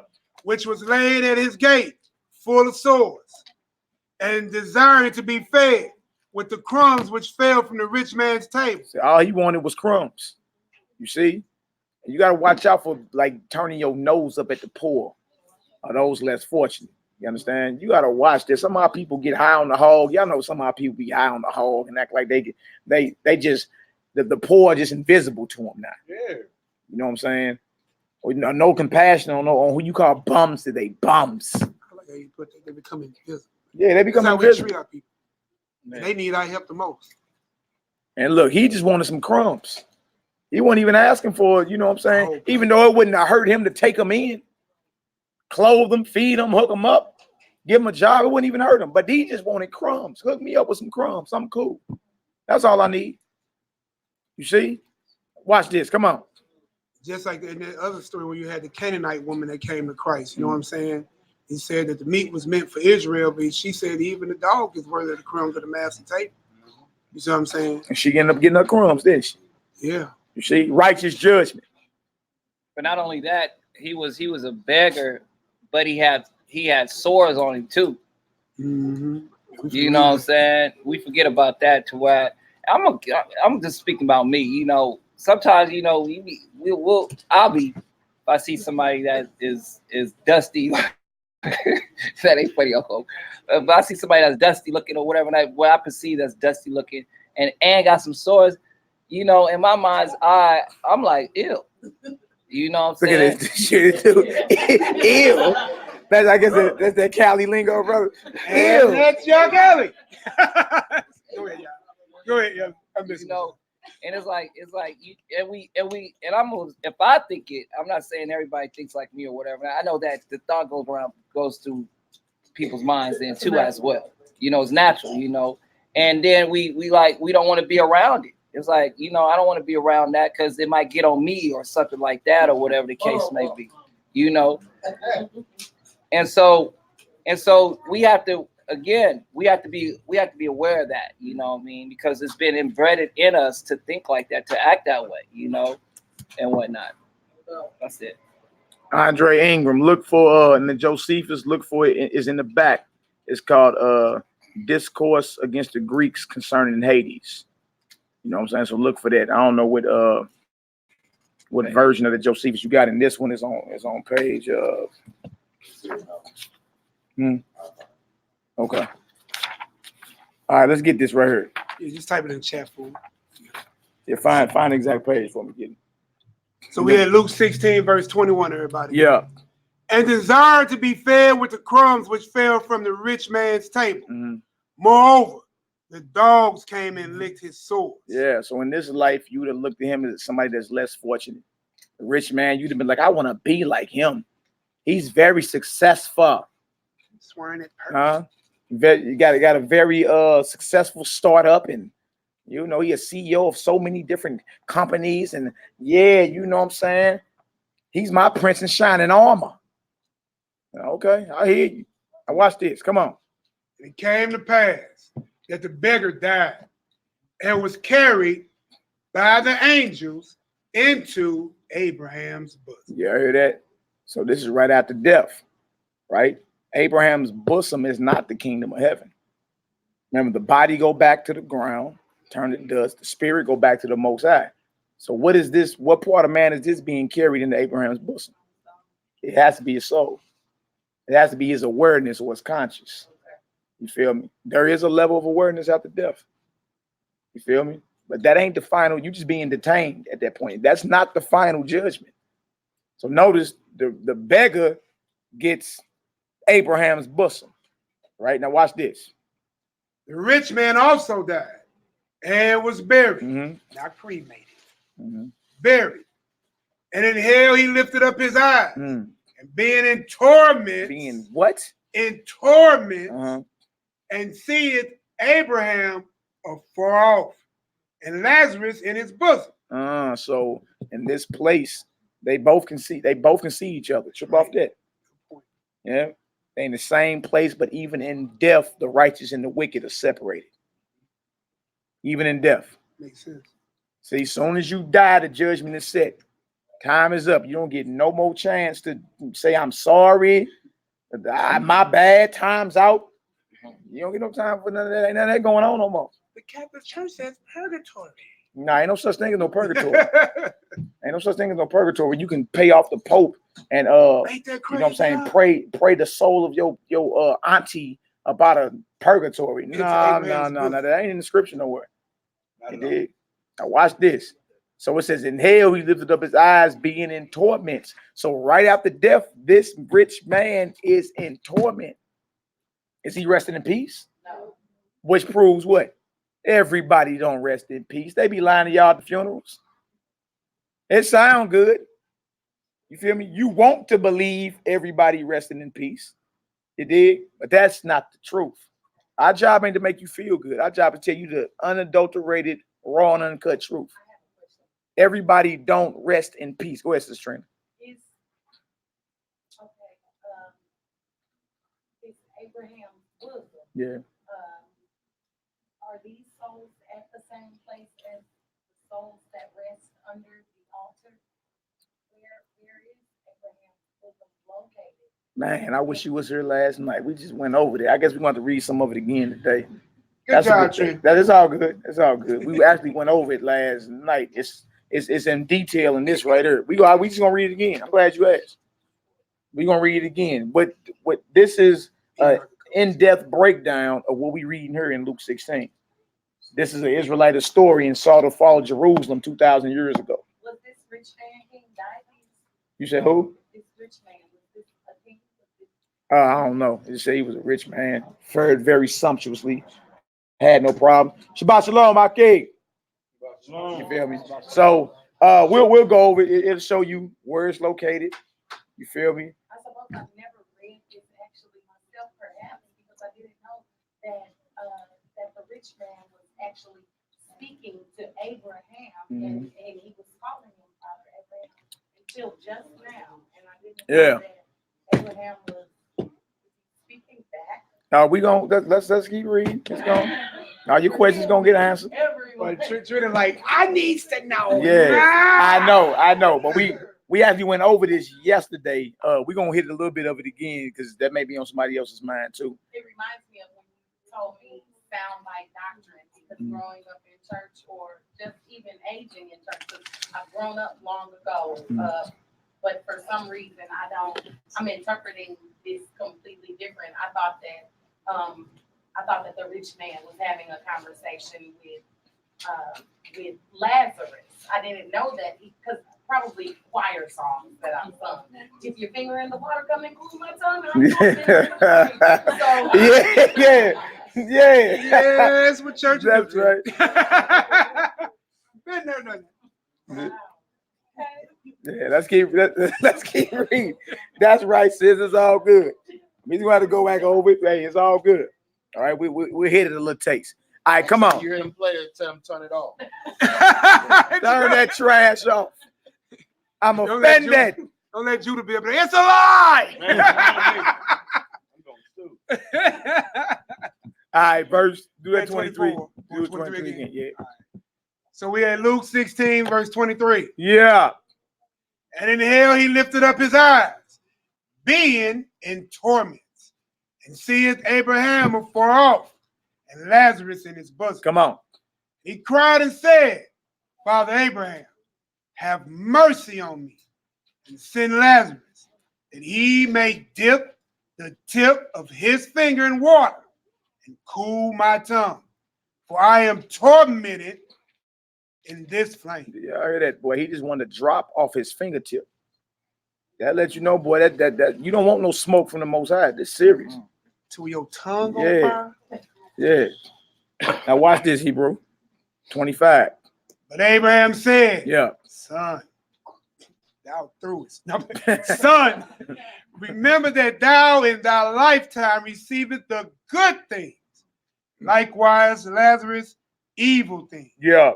But now he is comforted, and thou art tormented. You feel me? There's a flip side to this coin here. You know what I'm saying? When you in life, you had it. And when you had it, you didn't even choose to bless He others. wasn't even charitable. That's the key. You know, it was Abraham. He had it, boy, and didn't hesitate in blessing everybody. Gotta have charity. You Yeah. gotta have charity. What good is gold or money hoarded up, stacked up? What good is that? That could be used. You understand, to bless a whole bunch of people, somebody else. You see what I'm saying? Like, what good is that? You got families in this earth worth $500 trillion. There shouldn't be one person on the street homeless, eating out of trash cans. Think about that. You see what I'm saying? So that show you too the mindset of the rich. He said, charge them to be rich in this world, that they be not high-minded, nor trust in uncertain riches, but in the living power, and that they do good, and that they be willing to distribute, laying up for themselves treasures in heaven. You see, charity covers a multitude of sin. You don't think you've been blessed to bless others, or you think you just been blessed to stack your money? Look at me. Huh? No, you got it to bless others. That's the whole point. You're supposed to be used as a vessel to bless others. That's what it is. Most High bless you to get it. You feel me? And don't worry about not having it or running out of it. Abraham just did it, and the Most High kept blessing, backed up in the back. You feel me? Because he was a willing vessel to bless others. Never hesitated. What you need? What you got? Got you. You feel me? You skip past his tent. You was getting hooked up. Sure did. Huh? Your feet washed. Praise. You'd have got a bomb meal. They'd have killed a fatted calf for you and everything. Is there a place to sleep? Drink some wine. Chop it up a little taste. You dig? Then you go on your journey. Charity, right? Now watch this. Come on. Verse 26. Yeah. And besides all this, between us and you, there is a great gulf fixed. There's a separation. There's a deep valley, as we're gonna read in the Josephus. You understand? Say, look, we in the same spot, but guess what? There's a division here. So remember, he wanted Lazarus to come and dip the tip of his finger in water and drop it on his tongue. But Abraham, like, even if he wanted to do that, he couldn't. There's a division here. You can't cross over. You can't cross over here either. You see? You read a little bit about it too in First Enoch, chapter 22. Yeah, we got that on deck. We got that on deck. All right, now watch this. Come on. So that they which would pass from hence to you cannot, neither can they pass to us. That would come from thence. Yeah, come on. Then he said, I pray thee therefore, Father, that thou wouldest send him to my father's house. He like, man, hey, so we'll send Lazarus to my father's house. He understand. I got family. You dig? And he want to warn them. Watch this. For I have 5 brethren, that he may testify to them, lest they also come into this place of torment. He want to send warning to his family. Hey, man, send. Well, if Lazarus can't come to me, send him back to the land of the living, to my father's house, and tell him to warn my brothers and them. You understand? To duck this place right here. Right? Now watch this. Abraham said unto him, they have Moses and the prophet. Wow. Let them hear them. They got that Bible. You got everything in front of you right now to duck the place of torment. Make full use. Abraham like, look, what you mean send Lazarus back to the land of the living? They got the word right in front of them. You want to duck the place of torment? You better bow your neck in subjection to this word and hurry up with it. You can't be patient when it comes to repentance. You got to hurry up and do that. You can't be taking your time. And now this ends today. How about that? You see what I'm saying? So he said, no, they got the Bible. Hear the word. Dang, watch this. Come on. And that's important, y'all, because none of us know the day we checking out. Don't let yourself check up out here with hate and malice on your heart towards your brother when you've been commanded to love your brother. You see what I'm saying? Don't check up out of here with some ill will on your heart. You know what I'm talking about? Because you felt some type of way it happened 2 or 3 weeks ago. Right. Which you don't even have no power no more. Right. But what's retained in your own psyche. Free yourself by forgiving. You see what I'm saying? And let it go.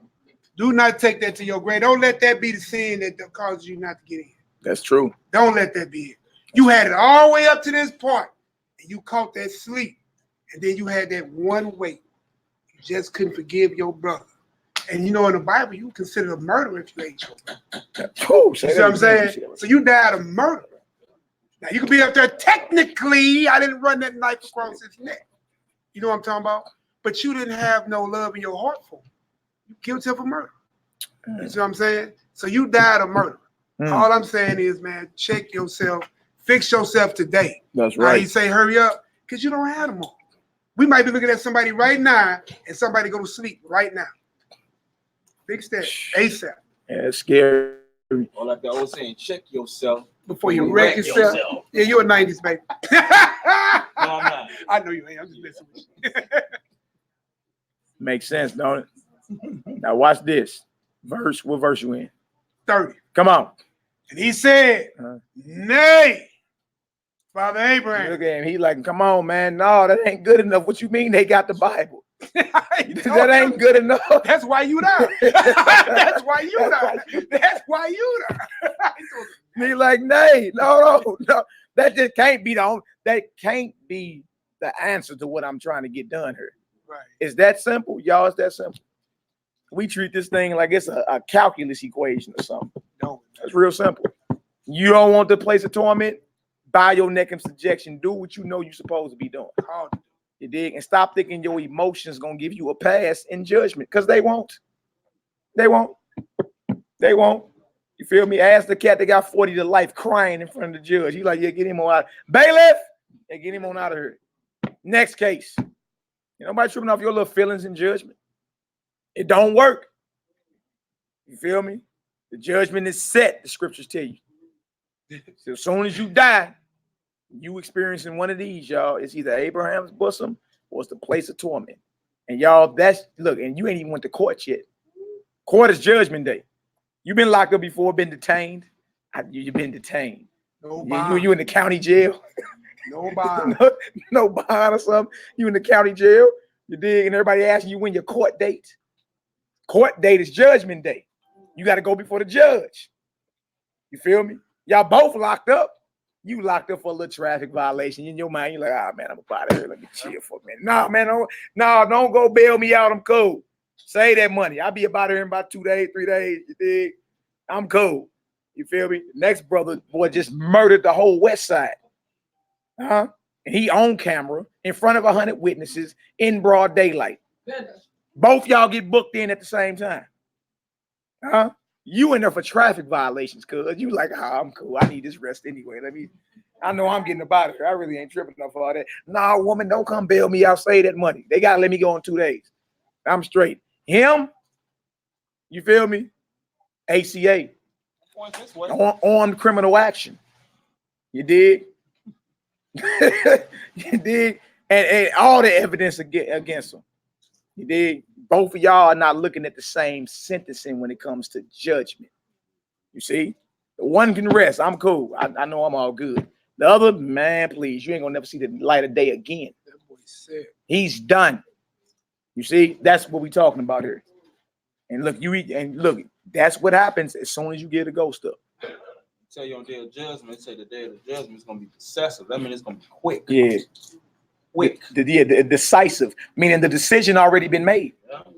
Yeah. It's not finished. And look, you're not gonna be able to blow trial either. Y'all do know this, right? You ain't gonna be able to blow trial. No speedy trial. No, I'm saying you ain't gonna be able to not show up. Yeah, no, ain't none of that. You dig? Ain't none of that cracking. You ain't gonna be able to blow trial. And the most I ain't gonna be playing with you holding court for a whole month. This thing gonna be speedy. The decision already made. Get him on in here. Ain't no blowing trial having a warrant, huh? No. You sitting now. You got a warrant. You got a warrant. And when you die, you got that judgment. You've been detained. Yeah, we got him. Yeah. Oh, man. Yeah. All right, come on, Doc, let's get it. But if one went unto them from the dead, they will repent. Verse 31. And he said unto him, if they hear not Moses and the prophets, if they don't hear that Bible, go ahead. Neither will they be persuaded, though one rose from the dead. You see that? If our people ain't willing to hear this Bible while they living, you dig? They not gonna duck this place of torment. That's what Abraham told Lazarus. You see? I mean, the rich man, should I say? The rich man, that's what he told him. You know what I'm saying? Flat out. If they ain't willing to bow their neck in subjection to their maker, you feel me? They are not gonna duck this place. It don't matter if somebody rose from the dead and came and told them. Don't matter. How true we know that? Go ahead. Because Christ been rose from the dead 2,000 years ago. Facts. And how many people don't believe? Still don't believe, huh? With the Bible full in play, right? And in that time, they had to go to the Levites in the synagogues and being given this, right? how much more so now you have access to Bibles that our ancestors never had access to. Every Israelite didn't have a scroll in their hand. You know what I'm talking about? Let alone knew how to even read it and break it all the way down. You have full access during this dispensation where you have a Bible that every phone or over the internet or physically manifested in many translations in Hebrew or not, and we have a resurrected Messiah sits right at the right hand of the Most High, and still people don't believe. So that makes sense when you read a verse like that. Say, no, they don't hear Moses and the prophet. They ain't gonna be persuaded by one that rose from the dead. That's frighteningly accurate to this day. Wow. Frighteningly accurate. They still don't believe. Go ahead, Oh, what you talking about? I was just tripping on how ironic that was. That, Second Ezra 14. Lazarus wanted a crumb. Yes, it is. And the rich man wanted a drip. Second Ezra 14. Hey, boy, that's a straight flip mode. I ain't trip off that. Say, boy, he just wanted some crumbs, huh?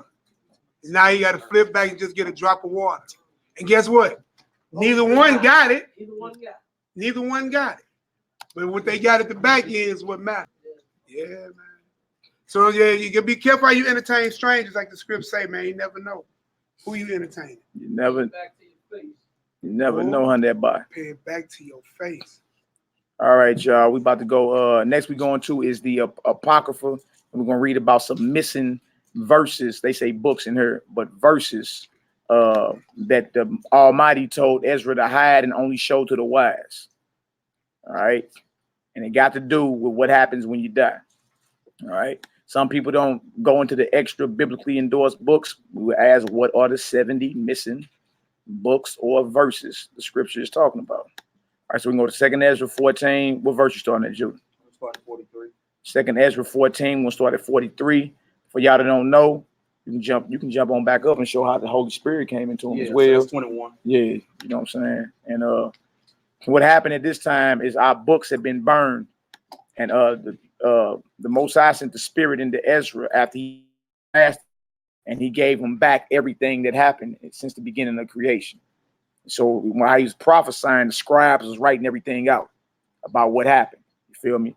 Same thing happened to Moses when he was on the mount 40 days and 40 nights. He just didn't get 10 commandments. He got the whole history of the entire, like, how was he able to write about the Garden of Eden if he wasn't there? Some people tell you that. People are like, well, how is it that Moses wrote about the Garden of Eden when he was over there in the corner before he was born? And you know how the naysayers come out with it. You not knowing the Most High gave for 40 days and 40 nights, the Most High gave Moses visions of the entire creation of the earth and prophecy of the future, what was coming. Let me read real quick. Yeah, go ahead, read out. It's the book of Jubilees, chapter 2 and verse 1. And the angel of the presence spake to Moses by the word of Yahweh, saying, write the whole account of creation, that in 6 days Yahweh Elohim completed all his work and all that he created. And he observed a Sabbath, the 7th day, and he sanctified it for all ages or generations. For all ages, huh? Mm-hmm. You see that? So the Spirit came into him and he told him what it was, gave him the prophetic vision of the exact account of what happened. So y'all may run into Egyptologists or naysayers, jawjackers and haters, like, well, how was he? I'll wait. How did Moses write about creation? He wasn't there. He wasn't, but I'll wait. Now, this is what they say. How can a story be older than the author? Yeah, that's right. That's what they say. Hiss, I'll wait. You be like, look, you don't know your Bible. I mean, let me know when you're done. I'm gonna shoot. Yeah. And then also in that same 2nd Ezra, we going to 14. If you start up at the top, you're going to see exactly what he did with Moses, right? Yep. So read 2nd Ezra 14, read 1 through 6. And then we can jump down to 21 and then jump down to 43. All right. These are scriptures you go to disprove the naysayers when they act like, how is it Moses wrote about the Garden of Eden? How did Moses write about the Tower of Babel? He wasn't born into the book of Exodus. You know what I'm saying? There it is right there. There it is right there. He wasn't born into the book of Exodus. How he write about Genesis? See, everything's made up in the Bible. That's what they say. How was Moses writing about his own death? Yeah. We 2nd Ezra 14. Who was Cain's wife? We're gonna read 1 through 6, jump down to 21, and jump down to 43. I'm gonna jump down 19. Yeah, you already showed it. Judah already pulled it and showed In that Jubilees. the angel of the presence gave him the history of the world and told him to write the entire history of creation. You see, these are scriptures you need when you combating the naysayer, those that don't believe in the power and authority of the scriptures. All right. Second Ezra 14, start at verse 1 out. Second Ezra chapter 14, first verse. Mhm. And it came to pass upon the third day, Yeah. I sat under an oak, and behold, there came a voice out of a bush over against me, and said, Ezra, Ezra. And I said, Here I am, master. Mhm. And I stood upon my feet. Come on. Then said he unto me, in the bush, Come on. I did manifestly reveal myself unto Moses Mm. and talk with him when my people served in Egypt. Come on. And I sent him and led my people out of Egypt and brought him up to the Mount of Sinai, where I held him by me a long season. A long season. That long season was like 40 days and 40 nights. That's how long he held them, right? Go ahead. Let's get it. Verse 5. The Karatazayah. My brother. All right, come on, Hebrew. And told him many wondrous things and showed him. Shabbat Shalom. Oh, Lord, yeah, my brothers. Good, yeah, yeah, good. Come on. Okay. All right. I see you later, brother. Shabbat Shalom. Shabbat Shalom. Son of him. Yeah, I see the brother later. You were saying he was unclean. That's what we were saying. Shabbat Shalom, Hebrew, what's the word? All right, come on, let's get it. And told him many wondrous things. Yeah. And showed him the secrets of the times and the end, and commanded him, saying, Yeah. These words shalt thou declare, Mhm. and these shalt thou hide. See, so he gave him understanding and wise words about what was going on in the beginning. You feel me? That's a scripture you go to debunk anybody trying to say, how did Moses write about the beginning when he wasn't there? You see? All right, now jump on down. We say 19? 19. All right. Then answered I before thee, Mhm. and said, Behold, master, I will go as thou hast commanded me, and reprove the people which are present. But they that shall be born afterward, who shall admonish them? Thus the world is set in darkness, and they that dwell therein are without light. Mhm. For thy law is burnt. Mhm. Therefore no man knoweth the things that are done of thee, Mhm. or the works that shall begin. Flat out. But if I found grace before thee, Yeah. send the Holy Ghost. Send what? The Holy What Ghost. the Holy Spirit or the Holy Ghost doing being written in what's called the Old Testament if people claim it didn't come to the New Testament? The Spirit of the Most High been around. It was around during creation and everything. All right. So he's asking the Most High to send this Holy Spirit. Feel me? Like when we be rained down, you know, that's what we petitioning the Most High to do. Send forth your Holy Spirit into us. All right, come on now. Verse 22 again. But if I found grace before thee, send the Holy Ghost into me, and I shall write all that have been done in the world since the beginning. Since when? The beginning. See, there go. That's three witnesses right there. When the Spirit of the Most High is in you, part of it is prophesying, and you can write what has happened from what? The beginning. The beginning is Genesis. All right, come on now. Which were written in thy law, that men may find thy path. Yeah. And that they which will live in the latter days may live. Yeah. All right, you gonna jump down? I'm jumping on down to 43. Let's get it. I'm jumping 42. Come on. It says, the highest gave understanding. Second Ezra 14 and 42. All right, go ahead. I ain't gonna show. I'm jumping 38. It says, all right, go ahead. Yeah, jump back 38. And the next day, behold, a voice called me, saying, Esdras, open thy mouth and drink that I give thee to drink. And I opened my mouth, and behold, he reached me a full cup, which was full as it were with water, but the color of it was like fire. And I took it and drank. When I had drunk of it, my heart uttered understanding, and wisdom grew in my breast. But my spirit strengthened my memory, and my mouth was open and shut no more. And the highest gave understanding unto the 5 men Hmm. And they wrote the wonderful visions of the night that were told, which they knew not. And they set 40 days, and they wrote in the day, and at night they ate bread. Flat out. Come on. As for me, I spake in the day, and I held not my tongue by night. In 40 days they wrote 204 books. Come on, Art. And it came to pass, when the 40 days were fulfilled, that the highest spake, saying, the first that thou hast written, published openly, that the worthy and unworthy may read it. See, the first parts of what you got published openly. Feel me? The worthy and unworthy need to be able to read that. Now watch this. Come on. But keep the 70 last. But keep what? The 70 last. There's 70 missing writings. 70 are missing. Now watch this.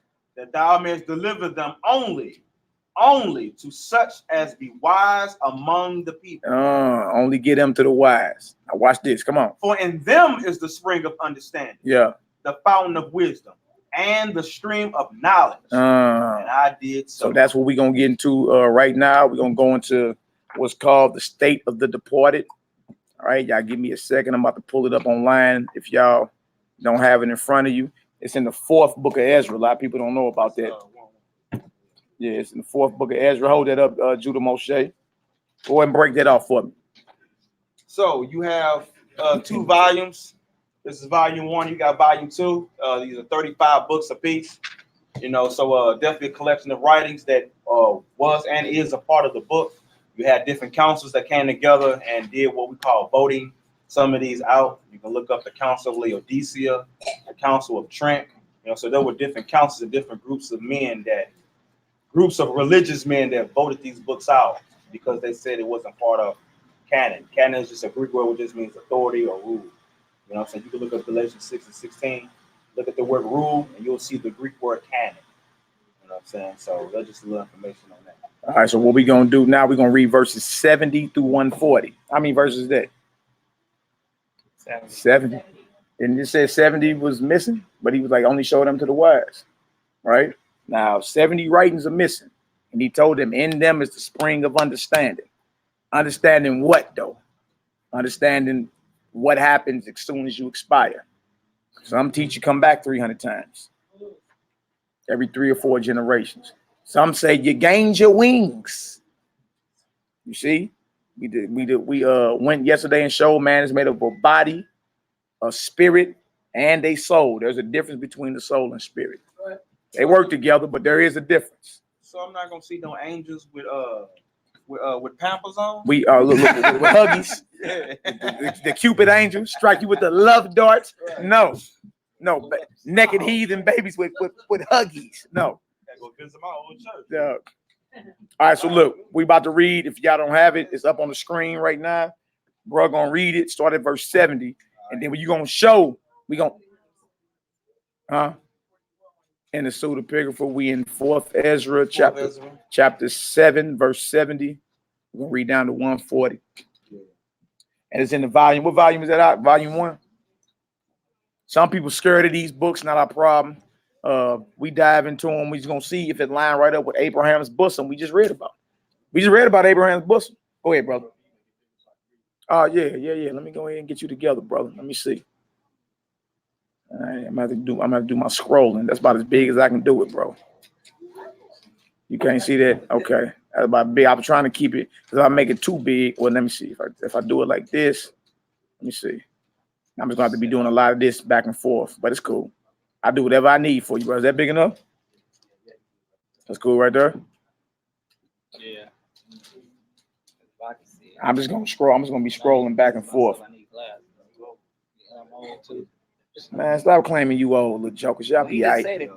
Y'all young, man. Oh, I bet you still jump a fence. All right. Well, I'm officially old. Cause I ain't leaving nothing. No, with you could. I'm gonna run bust through the it. fence. You understand? No, I ain't. Yeah. And then if I go first, I run behind you. This guy's tripping today, man. All right, let's go ahead and get this done, man. We're gonna read this, and then we're gonna read portions of what Abraham bosom is. Get the full understanding last night's class though, but we're gonna read a few portions of what it is out of Josephus when we're done with this. But this about to hit the nail right on the head. All right. All right. So we in the what's known as the Old Testament pseudepigraphas. If you have both volumes, we in volume 1, page 539. And we're in 4th Ezra, picking up in verse 70. He just stole his brother. He just stole. The one on the outside, his youngest little joker stole him, little brother.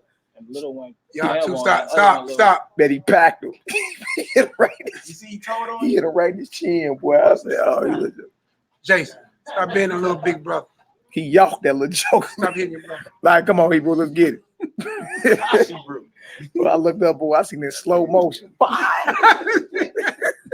right, come on, Hebrew, let's get it. All right, we in verse 7. It says, he answered me and said, when the Most High made the world and Adam and all who come from him, he first prepared the judge. He first did what? Prepared the judge. That's frightening, because that's crazy, because before, he made the judgment first. You see? Did he know? Huh? You said what? And sometimes people act like they can't understand that. Right, go ahead, break it off. You saying Sometimes what? people act like they can't understand that. They be like, well, no different what Ezra asked. You know what I'm saying? We might really ask, well, why would God create us and he knew we were going to mess up? It's like, well, that's just like you saying, why would you going to have children? You know, one day they're going to disobey you. They're going to get on punishment. They're going to get a whooping. You know that. Yeah. But he first prepared that judgment. Yeah. I mean, he set rules in place. Yeah. You know what I'm saying? Blessings if you obey, like you would do with your children. You dig? And punishments if you don't. Yeah. It's like you send them to school. You expect your children to act right every day. You don't say, okay, today you can go and just act a donkey, son. Do what you want to do. Cuss the teacher out. Flip over some tables. You know what I'm saying? You don't be doing none of that. You actually demand them to act right every day. Now, if you can have that same judgment for your children, how the Most High can have that for us? Oh, he a witness. How often we check them grades in class? Every day. That's what's up. All right, so the judgment was first prepared. Understand that. All right, go ahead, Hebrew. It says, and the things that pertain to the judgment. And now understand from your own words, for you have said that the mind grows with us. For this reason, therefore, those who dwell on the earth shall be tormented. Shall be what? Shall be tormented. Those that dwell on the earth should be tormented, man. Think about all the evil that's going on. Right? Come on. Because they had understanding, they committed iniquity. They did what? They committed iniquity. Meaning you knew better, but you still chose to go off. You did. After so many times, y'all know that belt come out. We was raised getting whooped with switches. Eventually, you know you got to go pick that switch. Big Mama told go get that switch. You think I'm playing?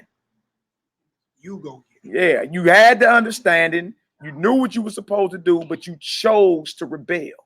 What excuse would you have? And that shows you people that do wrong know, look, you do it knowing you're going to get punished. That's the crazy part. It's in your mind. You say, I'll cross that bridge when I get there. I just deal with it then. Ain't that crazy? That's the wrong mindset to be in. Everybody that is doing wrong, even living a perverse lifestyle, all of them know they living wrong. And all of them know there's a punishment for it. You feel me? But you didn't convince yourself what? I'll cross that bridge when I get there. I just deal with that when I deal with it. That's like that Ecclesiastes 8. You know what I'm saying? It tell you sentence against the evil work. Yeah. It's not executed speedily. Therefore, the minds of them is fully setting them to do evil. Yeah, because you don't see no heads rolling right now. Yeah. For violating the Most High's law. You feel me? You think, oh, I done got away. I'm cool. You know, the Most High done forgot. He's passive. Stop playing with this thing, man. I say it's like a credit card. Have fun now. You're gonna pay for it later. That's right. I like that, boy. I might have to adopt that one from you, brother. I'm mad at Val. All right, come on. Come on, Doc. Let's get it. It says, and though they received the commandments, they did not keep them. They did not what? They did not keep you them. Received them, but you ain't guard the commands. Come on. What you think that your God is some type of tooth fairy or something? I don't get it. He just some what they used to call it back in the day. He just a poop butt. Chump sucker. No, there's some old chump sucker. You can just spit a loogie in his face and just, there's no repercussions for going against him. You know what I'm saying? As you understood, look, your God is first. He got love for those that are obeying him. But if you a rebel, boy, he got something for you. Man, that's scary to me. I don't know about y'all, man. I don't want no part. Some of y'all can't stand to be without air conditioning. You know it. You know it. You won't even drive your car because it don't got AC in the summer. Some of y'all. You see? It's just too hot. I'm like, yeah, boy, that lake of fire is even hotter. You dig? Watch this. Come on. And though they obtained the law, they dealt unfaithfully with what they received. What then? What would they have to say in the judgment? Or how would they answer in the last time? But how long the time is that the Most High has been patient? Most High has been what? Patient. How long the Most High done straight been patient with us, man? Everybody except these children in here is worthy of death. You know, think about all the evil you done did. And thought of and spoke it. You feel me? Think about all the evil you done did or even played out in your mind that's worthy of death. You should have been executed on the spot. But because grace is involved, right? Grace is an extended stay on judgment. You're supposed to be like, oh, I'll thank the Most High for his grace. You know what? How about I spend the rest of my time doing what pleases him? And that way he can have that way he can have mercy on me when it come down to judgment. You feel me? Because I'm truly remorseful for going against him.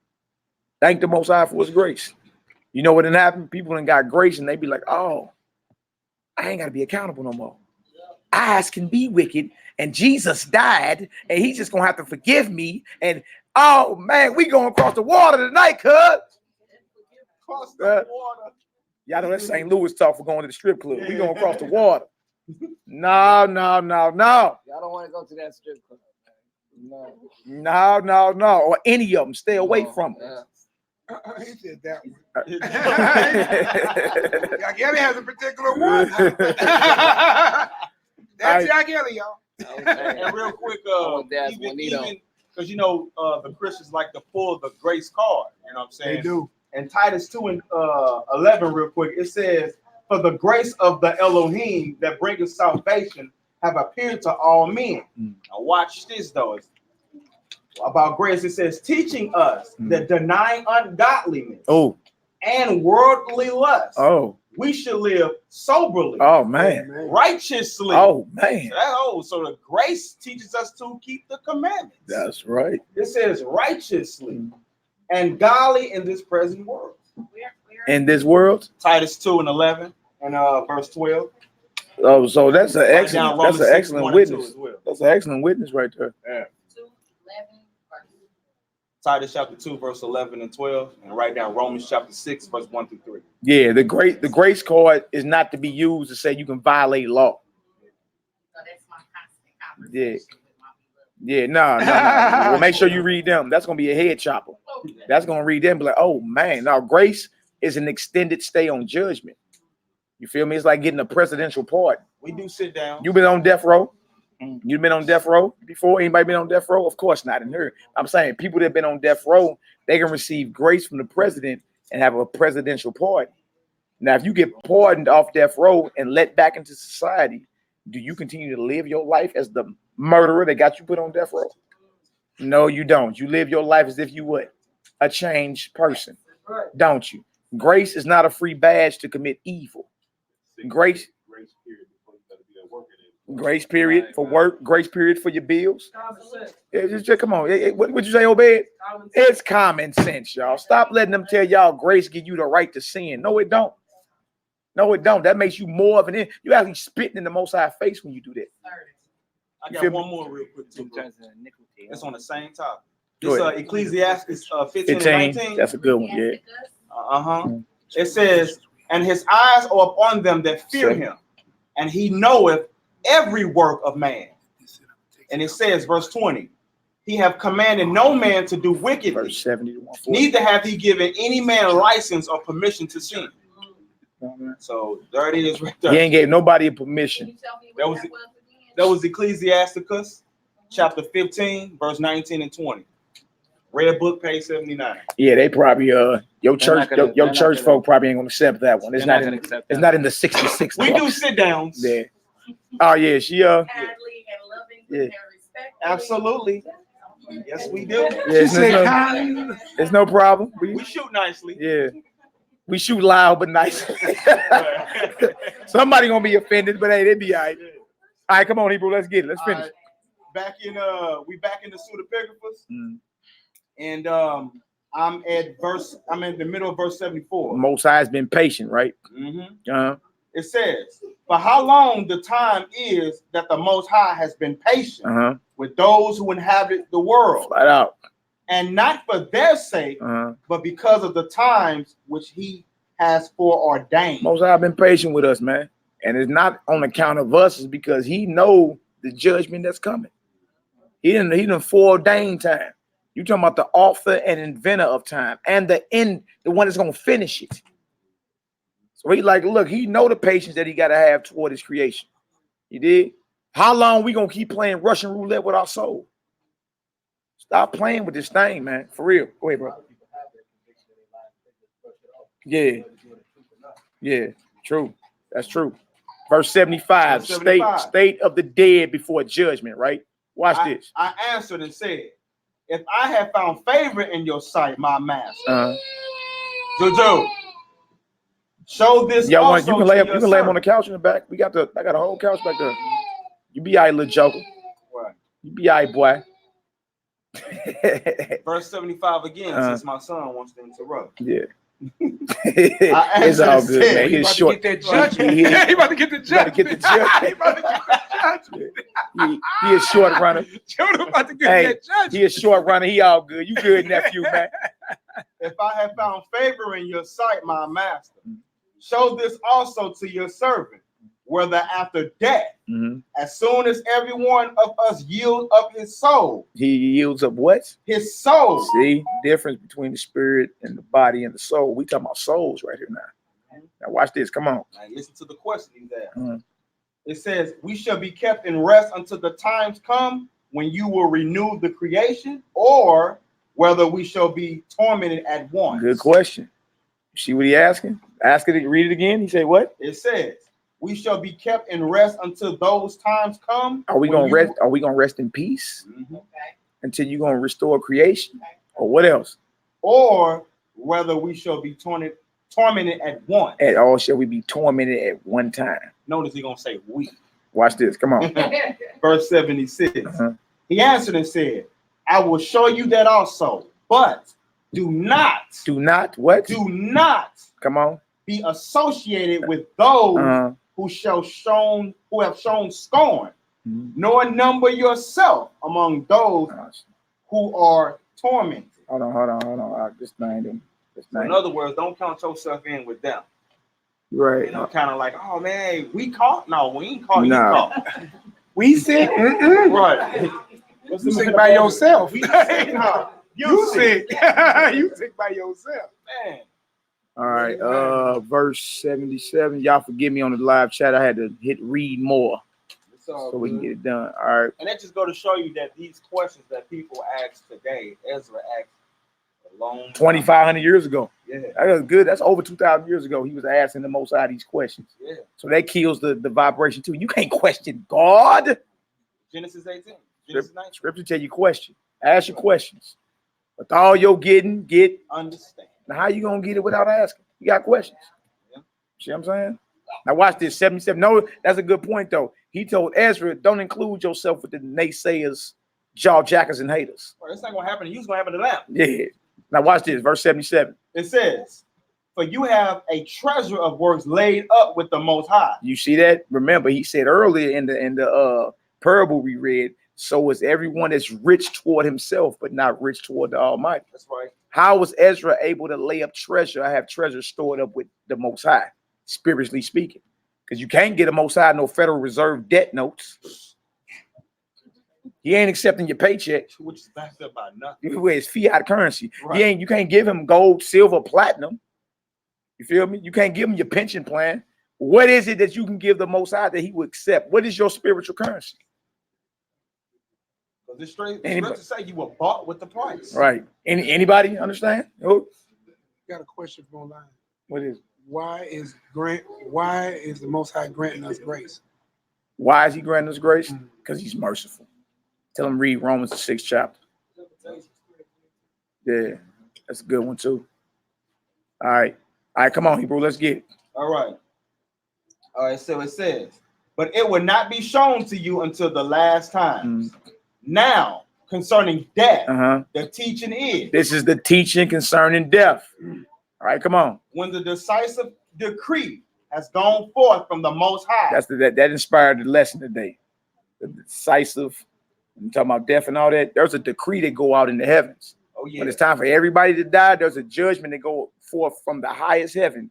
You feel me? And it manifests right here in this earth. You read in the Testament of Abraham, the Most High calls Michael the archangel, and the archangel goes and calls the spirit of death. And death comes in the presence of Michael and the Most High, and the Most High tells the spirit of death how to take you out. You know what I'm saying? So when you read about when Abraham died, he told Abraham, he told death, don't scare my servant Abraham. So he told death to go in the form of beauty to take Abraham out. You know what I'm saying? So, and that just lets you know how powerful the Most High is, that even the spirit of death trembles in the presence of God. Even death trembles, and death take life. Ain't that something? Man, yeah. So there's the Most High. There's the Most High that gives life and takes it. Yeah. You feel me? The decree got to go forth from him.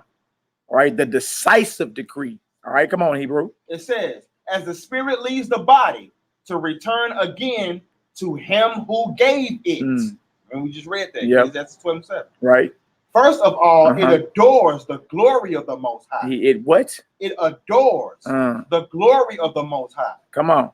And if it is one of those who have shown scorn and have not kept the way of the Most High, and who have despised his law, and who have hated those who fear the Most High, such spirits shall not enter into habitation, but shall immediately wander about in torment. Everybody don't rest in peace. If you somebody that was talking crazy, jaw-jacking about his law, I don't believe that Bible. You know how people talk today. Yeah. You feel me? Mocking his servants and all that. You understand? Or just lived a wicked life, period. This was living a wicked life. No sign of repentance, no nothing. Right? It says immediately what?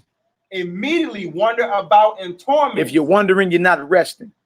Everybody don't rest. Come on, Hebrew. Ever grieving and sad in 7 ways. Y'all listen up. So there are 7 ways. 7 ways in torment. Now watch this. Come on. The first way, because they have scorned the law of the Most High. Man.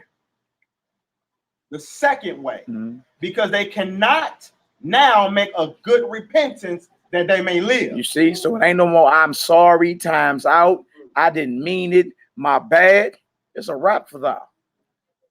It's a wrap for thou. You dig? Millions of billions of people do not believe in the word of the Most High. They all will when this happens. Everybody breathing oxygen will believe in the word of the Most High as soon as they get it up. Facts. Facts. And at that time, it's too late. It's a decisive decree. Decision been made. Judgment is set. Too late to say, I'm sorry. All right, come on.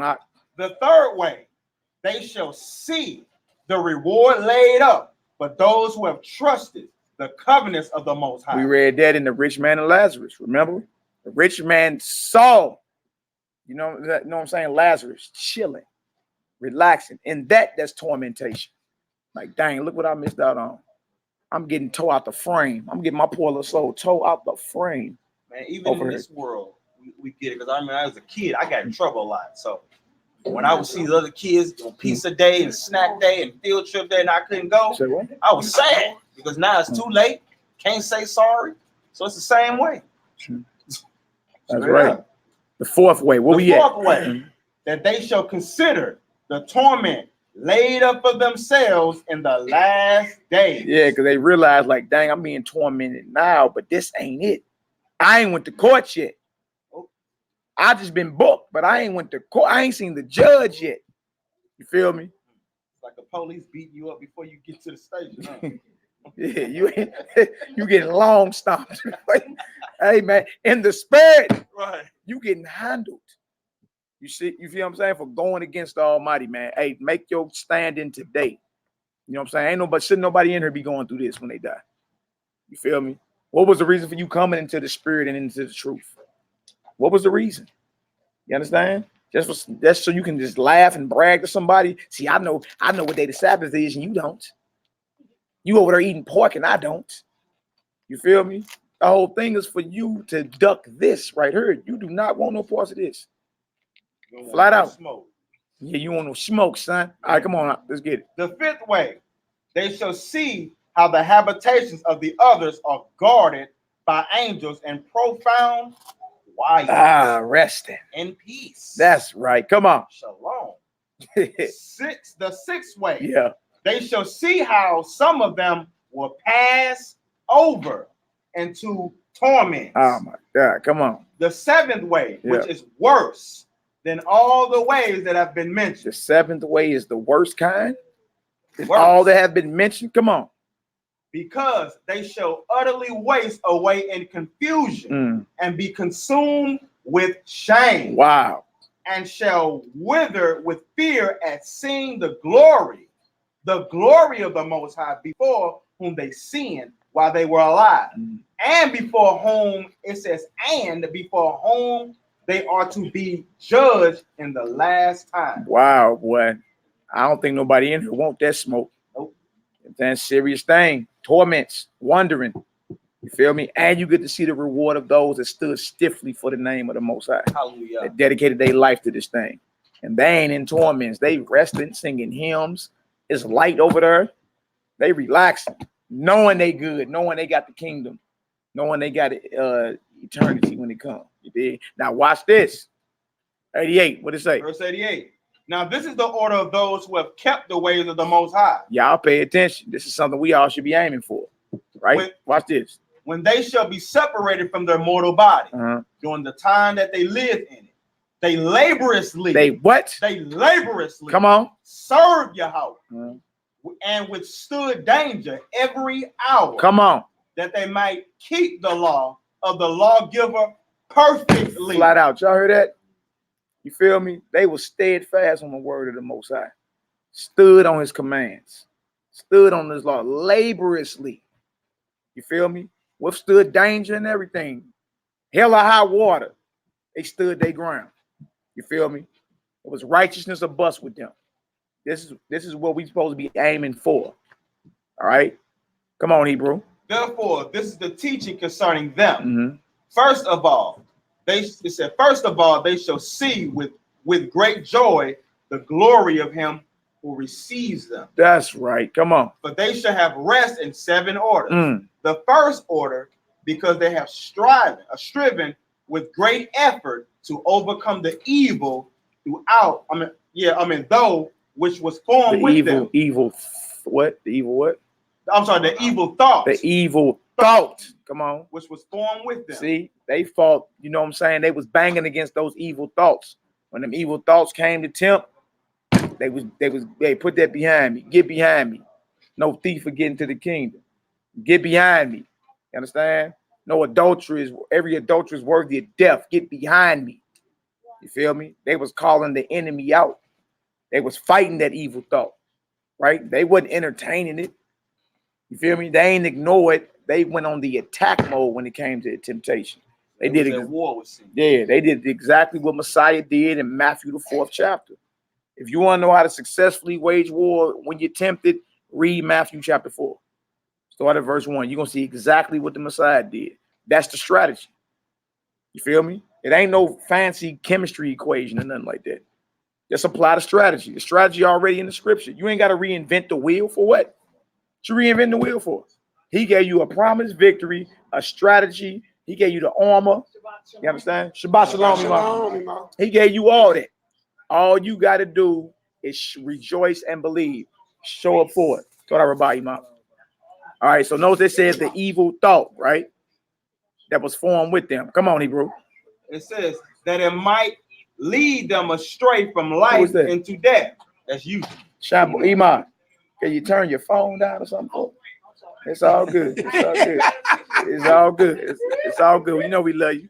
It's all good. Now I thought he was hearing the voices. He thought he was really tapping into the spirit. I thought what's going on here? an out of body experience. Yeah. Boy, is it my time? While I'm teaching? You heard me? You heard me? Here I am. I'll let you know I've been with you. Hallelujah. Hallelujah. They put it on eBay. Yeah. Okay, where we at? What verse? The 93. 93. Come on. The second order, because they see the perplexity in which the souls of the ungodly wander, and the punishment that awaits them. You see, they see like the ungodly can see the righteous resting.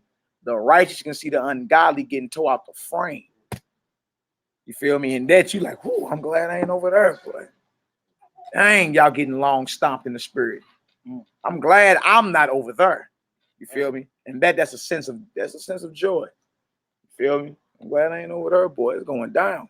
Yeah. You You see? read about the Apocrypha, Zephaniah, section A and B. The torment you're gonna get by them angels. Yeah. Nothing nice. Yeah, that's one of them we was looking at yesterday too. Thousands. Yeah. You getting handled. Man. Like you getting jumped. Straight up. Like for real. And the Most High has hideous angels. They're not heathen little babies. You know what I'm saying? With huggies on. No. That's another thing to throw you off. Have you not in fear of the Almighty? And the reason why these angels have no problem with tormenting you, these angels didn't want you to be created in the first place. So, all right, since you don't like them, we're going to put you over the judgment over them. So, you know, they already got it out for you anyway. So, they ain't going to show you no mercy. Right. You were made for man, mortal man. You weren't worthy enough to be created in the first place. So, they're going to beat you down. No remorse. It's kind of like putting a KKK over you. Oh, all right, well, we don't like these niggers anyway. So, it's about to be a problem. What's one less nigga? Oh, man. Oh, man. You can just imagine that. But imagine the one that's created because they married to the Most High and they jealous over you. Oh, yeah. You finna get it. You finna get these hands, player. Yeah, you gonna get this work. 94. What it say?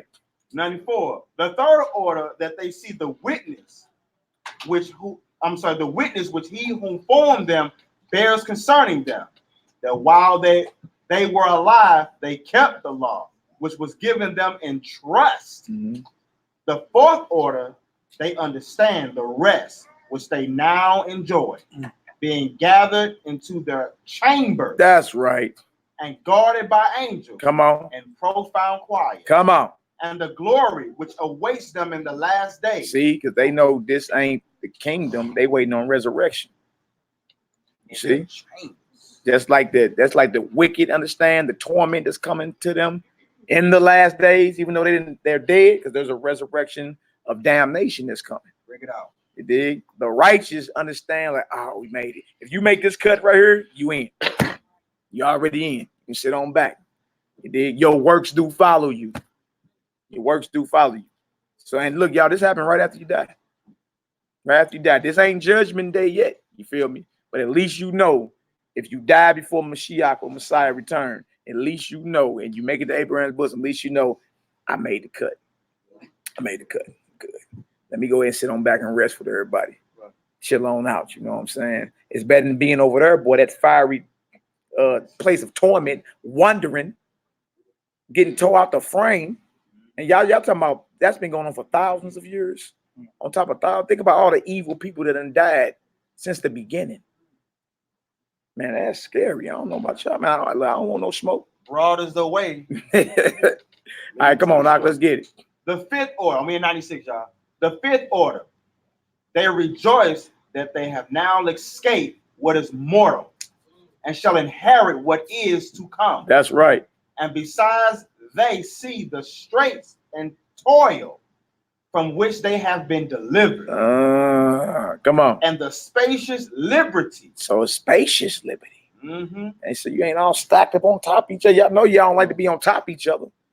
Move over, you're too close. Yeah, breathing all down my neck and hot breath. Brimstone breath. All right, come on, let's get it. And the spacious liberty which they are to receive and enjoy in immortality. Yeah, immortality, eternal life is coming. You was made to live forever.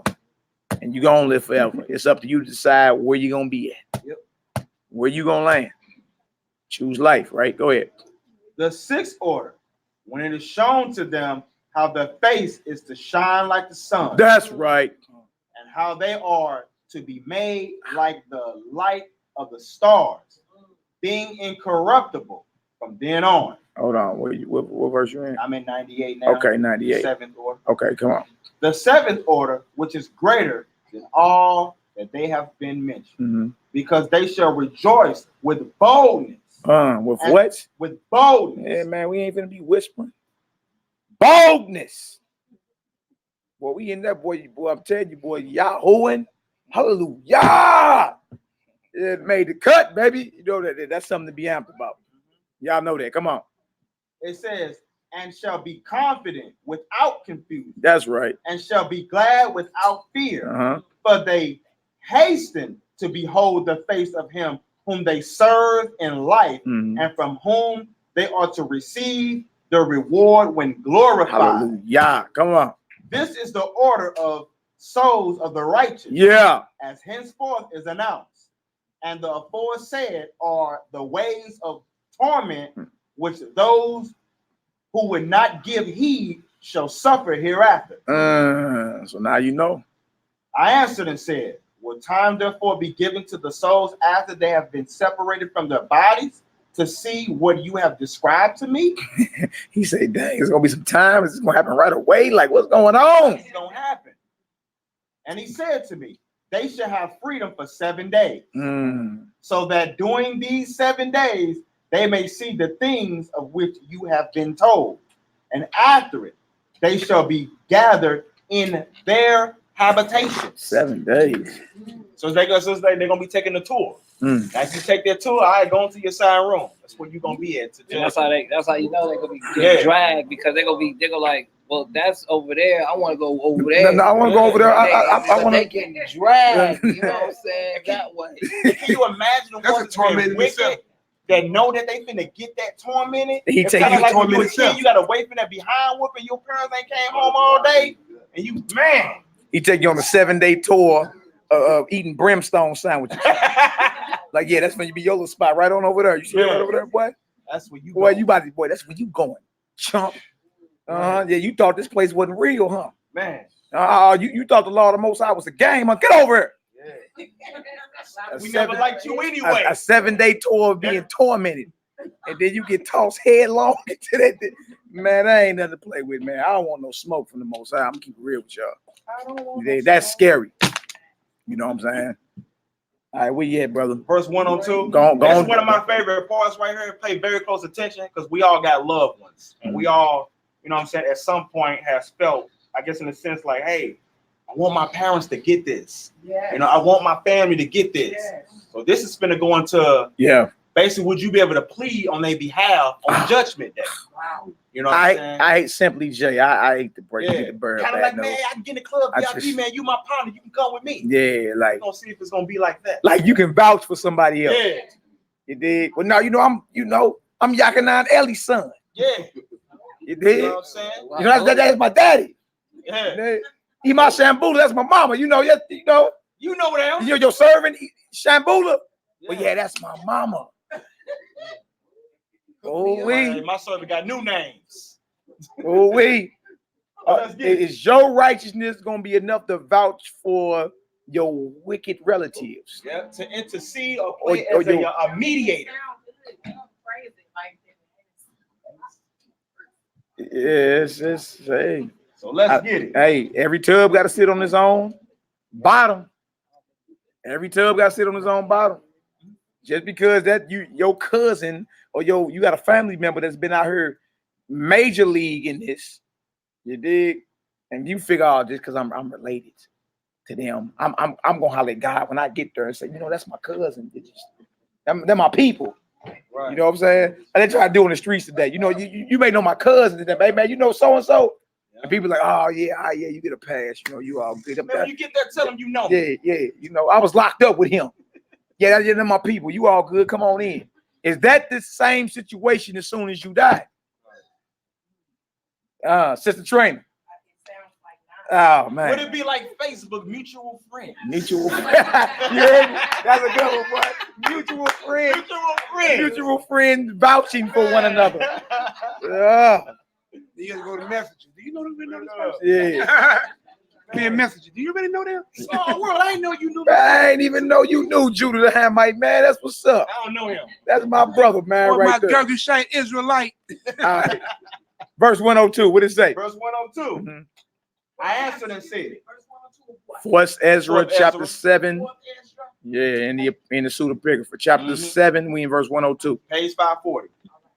Verse 102. Mhm. I answered and said, if I have found favor in your sight, show further to me, your servant, whether on the day of judgment the righteous will be able to intercede for the ungodly, or to entreat the Most High for them. Fathers for sons, or sons for parents. Wow. Brothers for brothers, relatives for their kinsmen, Oh, man. or friends of those, for those who are most dear. Not your BFF. Not your BFF, child. Yeah, your hot girl summer partner. Yeah. Sister Trina, do we want to keep reading this? What did y'all do with Judah over the summer? Yeah, Judah crazy, man. Judah was a hot ticket. Sister Trina, you want to keep reading this? Do you want to keep reading? I enjoy it. Okay, let's keep reading. Let's keep I reading. enjoy the word. Oh, yeah. Okay. Verse 104. Yeah. It's like when I hit this was personal for me because like, man, that's why I've been wondering. Verse 104. He answered me and said, since you have found favor in my sight, I will show you this also. The day of judgment is decisive. Is what? Decisive. Decision already been made. Boom. Oh, it's already made. What you mean? Day of judgment decisive. You feel me? Come on. And displays to all the seal of truth. Just as now a father does not send his son, or a son his father, or a master his servant, or a friend his dearest friend to be ill. Do y'all hear that? Do y'all hear that? Just like now. You feel me? You don't send your BFF and say, no, be sick for me. I'm sick. Won't you go ahead and be sick so I ain't got to be sick? You don't do that. The day of judgment is decisive. Decision already made. All right, Ima The Shambula. Most High says that we're not going to make it in the kingdom unless your name is in Facts. Flat out. Big old facts, Ima. your friends and your BFF and Yeah. whosoever, mama, daddy, Yeah. uncle, cousin, son, child, daughter. Yeah. Name ain't in the book of life. There ain't nothing we can do about that. You feel me? There ain't nothing we can do about that. You feel me? I don't got a Sharpie marker. There ain't a Sharpie marker in existence. You think we gonna plagiarize something to try to sneak somebody's name up in there? It ain't happening. It's either in there or it ain't. Well, you gonna be out there too. Yeah, you know what I'm saying? You be out there too. She was too busy stanky legging on the handstand. Yeah. All right. What did y'all do with Judah over the summer? Boy? But know what he say. You don't send your best friend to be sick or sleep or eat or even be healed in your place. You don't do that. Right? Go ahead. So no one shall ever pray for another on that day. Hold on, bro. This thing Neither keep messing shall- Hold on, bro. This thing Okay, keep hold messing up. What verse you in? I'm in 105. Okay. This thing keep messing up. Hold on. It's all good. I'm right there. All right, 105. Come on. So no one shall ever pray for another on that day. Come on. Neither shall anyone lay a burden on another. Uh-huh. But then everyone shall bear his own righteousness or unrighteousness. You see that? Every tub got to sit on his own bottom. It's judgment. You in court. Judgment day mean you coming before the judge. Court's in session. You see? He can't take that judgment for you. He can't do that time for you. It's what it is. Dang. Right? Now watch this. Verse 106. Right. With the top of page 541. Mm-hmm. I answered and said, how then do we find that first Abraham prayed for the people of Sodom, and Moses for our forefathers? Our fathers who sinned in the desert. Like, then why? Well, hold on. In time past, though, I like Ezra. Ezra always, whatever was on his mind, he asked the Most High. Man. But in time past, we got forefathers that prayed for the wicked of our people. You know what I'm saying? So if that was the case, then why not then? Like, what's really going on? Excellent question. Excellent question. Now watch this. Come on. And Yahushua or Joshua after him for Israel in the days of Achan, Mm-hmm. and Samuel in the days of Saul, Yeah. and David for the plague, Mm. and Solomon for those in the sanctuary, Uh-huh. and Elijah for those who received the rain, and for the one who was dead that he might live. Come on. And Hezekiah for the people in the days of Sennacherib, and many others prayed for many. Come on. If therefore the righteous have prayed for the ungodly now, when corruption has increased and unrighteousness have multiplied, why will it not be so then as well? Well, the ungodly or the godly can pray, or the righteous can pray for the wicked now. Why won't it be that in the day of judgment? That's what he asking. Because you got examples in the scriptures of righteous men praying for the unrighteous, praying that the Most High show mercy. So if that is what it is, then why it can't be that in the day of judgment? Excellent question. Yeah. We say mercy ran out, huh? What you say, sister? You don't know? What says thou? Huh? What you say? Catch a chat. What you say, she bro? Yeah. Yeah. Serious thing this, huh? Bantamweight Dre, what you think? Can't vouch for somebody else. You gotta do your own thing. Mm. And, you know, like you said, it's already been called what you said. Yeah, decision's been made up. Books closed. All right. You can't say mention my name when you get there. I mean, tell them you know Nehemiah, the minister of information. Right. I send out 100,000 text messages a month. They get Tell on your them- nerves every 5 Tell them you know Nehemiah. I'm pretty sure that'll get you in them pearly gates, brother. Man. I don't have God's text message. All right, verse 112, right? Verse 112. Yeah. He answered me and said, the present world, Hold on, this what? the present world is not the end. This present world ain't the end. Go ahead. The full glory does not abide in it. Mm-hmm. Therefore, those who were strong and prayed for the weak, Mm-hmm.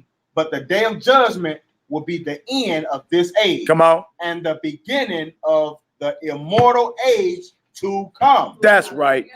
In which corruption has passed away. That's the difference. We talking about corruption, immortality. You feel me? This ain't this present world ain't the end all. You understand? It's what it is. Now watch this. Come on. Sinful indulge has come to an end. Flat out. Unbelief has been cut off. Faithlessness has been chopped.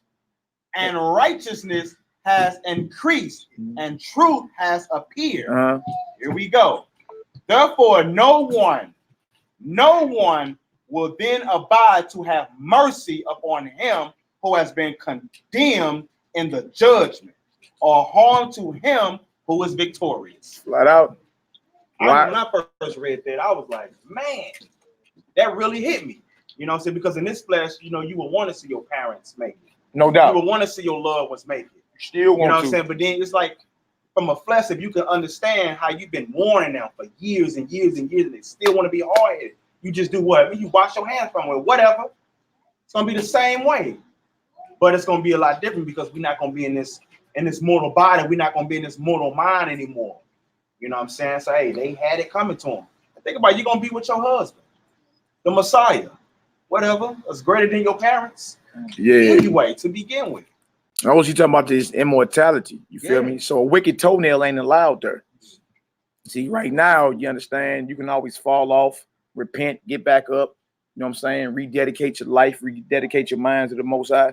You feel me? You in what's called a trial run right now. You dig? But in perfection, that's perfection. You know what I'm saying? You don't be able to vouch for nobody. Somebody mention your name just because they close to you or knew you your whole life. You know what I'm saying? When you was eating heads and lemon heads and all that, what that mean? What that mean? Like I knew him back when he used to fall asleep under the Christmas tree. What that mean? You understand? That don't mean that, man. Every tub got to sit on its own bottom, man. And the reason is because we talking about perfection at this point. Something we all supposed to be striving to attain now. You feel me? Most I don't have patience. You feel me? Think about all the times you fall off and he still allow you to be breathing. You still breathing. Get another chance to get another crack at this thing, to get better. Grace and mercy. People just wave him off like he's nothing. Go ahead, brother. So what does it mean, like, when it says the husband is sanctified to the wife? Yeah. Yeah, no. You gotta sit on your own bottom. That's here while we breathing. You dig? But there's still supposed to be an example there. The word, you know what? I see his light. I see what he's doing. You understand? I want to change my ways, and I see what he's doing. Something done changed him. You understand? That's in this life right now. And You feel me? That prayers won't be hindered and all that. That's in his life right now. You dig? But in other words, a woman just because she married to you can be all rebellious and evil and refuse to bow her neck in subjection to what the word is saying and thinking that day she finna get a pass. No, that ain't finna happen. You understand? That ain't nowhere near finna happen. She got to serve the Almighty too. You understand? Because that's her maker. That's her maker. You understand? The scripture called the men the lords or the masters, but we not our women God. You know what I'm saying? I didn't create you. I'm your head. You understand? I'm the master of this house, but I'm not your God. That's who you accountable to. You feel me? So no, they ain't gonna be able to coattail in like that. Like, well, you know, so-and-so was my husband. What that mean? What was you doing? And if that was your husband, you just condemned yourself because he was out here banging. And what was you doing? You really ain't got no excuse. You just convicted thyself. You know what I'm saying? You just convicted yourself. You ain't had no excuse. This man was a man that was out here really getting it done. But you didn't want to listen. You ain't want to, you ain't want to get done. was too hard. He was yelling. You feel me? Or you may have a slothful, lazy Negro sisters that think he come before your God. No, he don't. He don't. He's not your creator. You feel me? He's your head. He's your Lord, your master. That was the scripture, but not your maker. That's the truth. You see what I'm saying? So the whole thing is he ain't gonna be able to say in that day, like, hey, Iman so-and-so, man. Yeah, that was Maria. Oh, really? Really? You should have kept her attached to your body. Yeah. She was striving day and night. You feel me? She's praying over you. You feel me? While you was asleep, speaking life into your ears. Right. Praying that the Most High change your heart and everything. You was just farting and scratching. You weren't even trying to get right. You see, it swing both ways. You feel me? A Negro who didn't want to step up and be a man of the Most High ain't gonna be able to say, hey, me, Lord, so-and-so was Maria. You just condemned yourself. Jack. You just condemned yourself. You see what I'm saying? Like Abigail in the scriptures. 1 Samuel 25, virtuous daughter of Zion. Their first husband before the Most High killed him, named Nabal. His name means fool. That's what his name means. Like, dang, his parents named him fool. Yeah. Yes. His name means fool in Hebrew. You dig? He ain't gonna be able to vouch. He ain't gonna be able to say in that day, hey, Lord, Abigail, yeah, it's me. The first husband of Abigail. That was all me. You just condemned yourself. Just condemned yourself. You see what I'm saying? No, you understand when it comes down to hindrance of prayers and all that, and you know what I'm saying, how the Most High show more mercy while we living. But when it comes down to judgment, man, everybody got to sit on their own bottom. Let's think about that same Paul said the wages of sin is yeah. You know what I'm saying? And get the Lord, God is eternal life. It down in verse 16. Yeah. But if the unbelieving depart or something like that, let them depart. Say for what knowest thou? Yeah. Thou wilt save, yeah.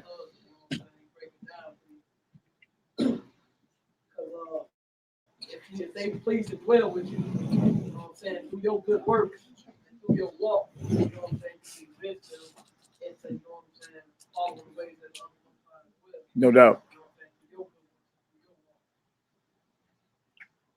Straight up. Straight up, that's real talk, man. Because you may be able to save them through your actions. You dig?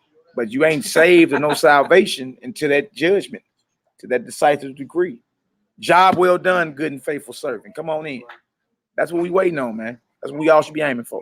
Let's finish this, man. Let's finish Verse this. 1:16. Sister, I'm gonna let you, we're gonna read this after we close out. That way you can see about Abraham's bosom. All right, come on, Hebrew. Okay. Verse 1:16. I answered and said, this is my first and last word. If it would have been better if the earth had not produced Adam. or else when it had produced him, had restrained him from sinning. For what good is it that all they that live in sorrow now and expect punishment after death? Oh, Adam, what have you done? For though it was you who sinned, the fall was not yours alone. Flat out. That's crazy. Yeah. But ours also, who are your descendants. Man, that's why it's important to accept Messiah. Through one man, death came into the world. Romans 5. Through one man, life comes.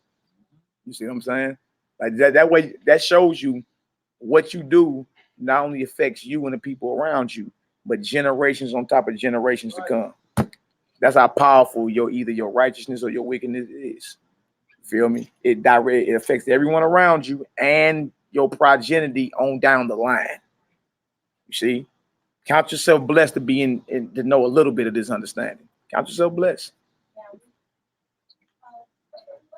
What hope then do our brethren who don't hope on the Messiah have? Like what? None. That there is no hope. They need the scriptures say he that believeth not is condemned already. Yeah. You feel me? And some of them, not even some, a lot of them know it's just pride is there. You understand? My word to them is y'all better hurry up. You feel me? You better hurry up and bow your neck under the Messiah. We ain't finna be playing with y'all. Somebody finna be playing with y'all. They about to set this temple up in Jerusalem. They're doing all type of mock sacrifices and all type of stuff right now. You understand? This thing about to hit. And what, the jury's still out on who the Messiah is? You ain't figured this out yet? If it ain't him, y'all realize we need to go back to Israel, wait for him to be born in Bethlehem, get thrown back out of Israel, go back into slavery. Y'all, we got at least 2,000 more years ago. And you know who live in Bethlehem right now? Palestinians, Arabs. Us Israelites, who are the Israelites, aren't even living in Israel as an occupying force right now for our Messiah to even be born if it ain't the Messiah in the New Testament. You cutting your own throat. And real quick too, also this is what the Messiah said in the parable in Luke 19, verse 14. It says, it's the parable says, but the citizens hated him and sent the message after him saying, we would not have this man to reign over us. So like people like who don't believe in Christ. But verse 27, the Messiah said this, but those my enemies, that's right, who would not that I should reign over them, bring hither and slay them before me. Yeah, it's a death sentence. Like again, look, these are not empty statements. You feel me? This ain't just something he just was saying to just say, oh, and then you jaw jack 2,000 years later and say, I don't believe it. No, that's in there so you can be like, let me get myself together. If that's the king, I need to bow my neck in subjection to him. Because had you tried that when David was king, you'd have been put to death. That's treason. So these men, knowing that they Hebrews but not accepting the king, look, they better hurry up and get down.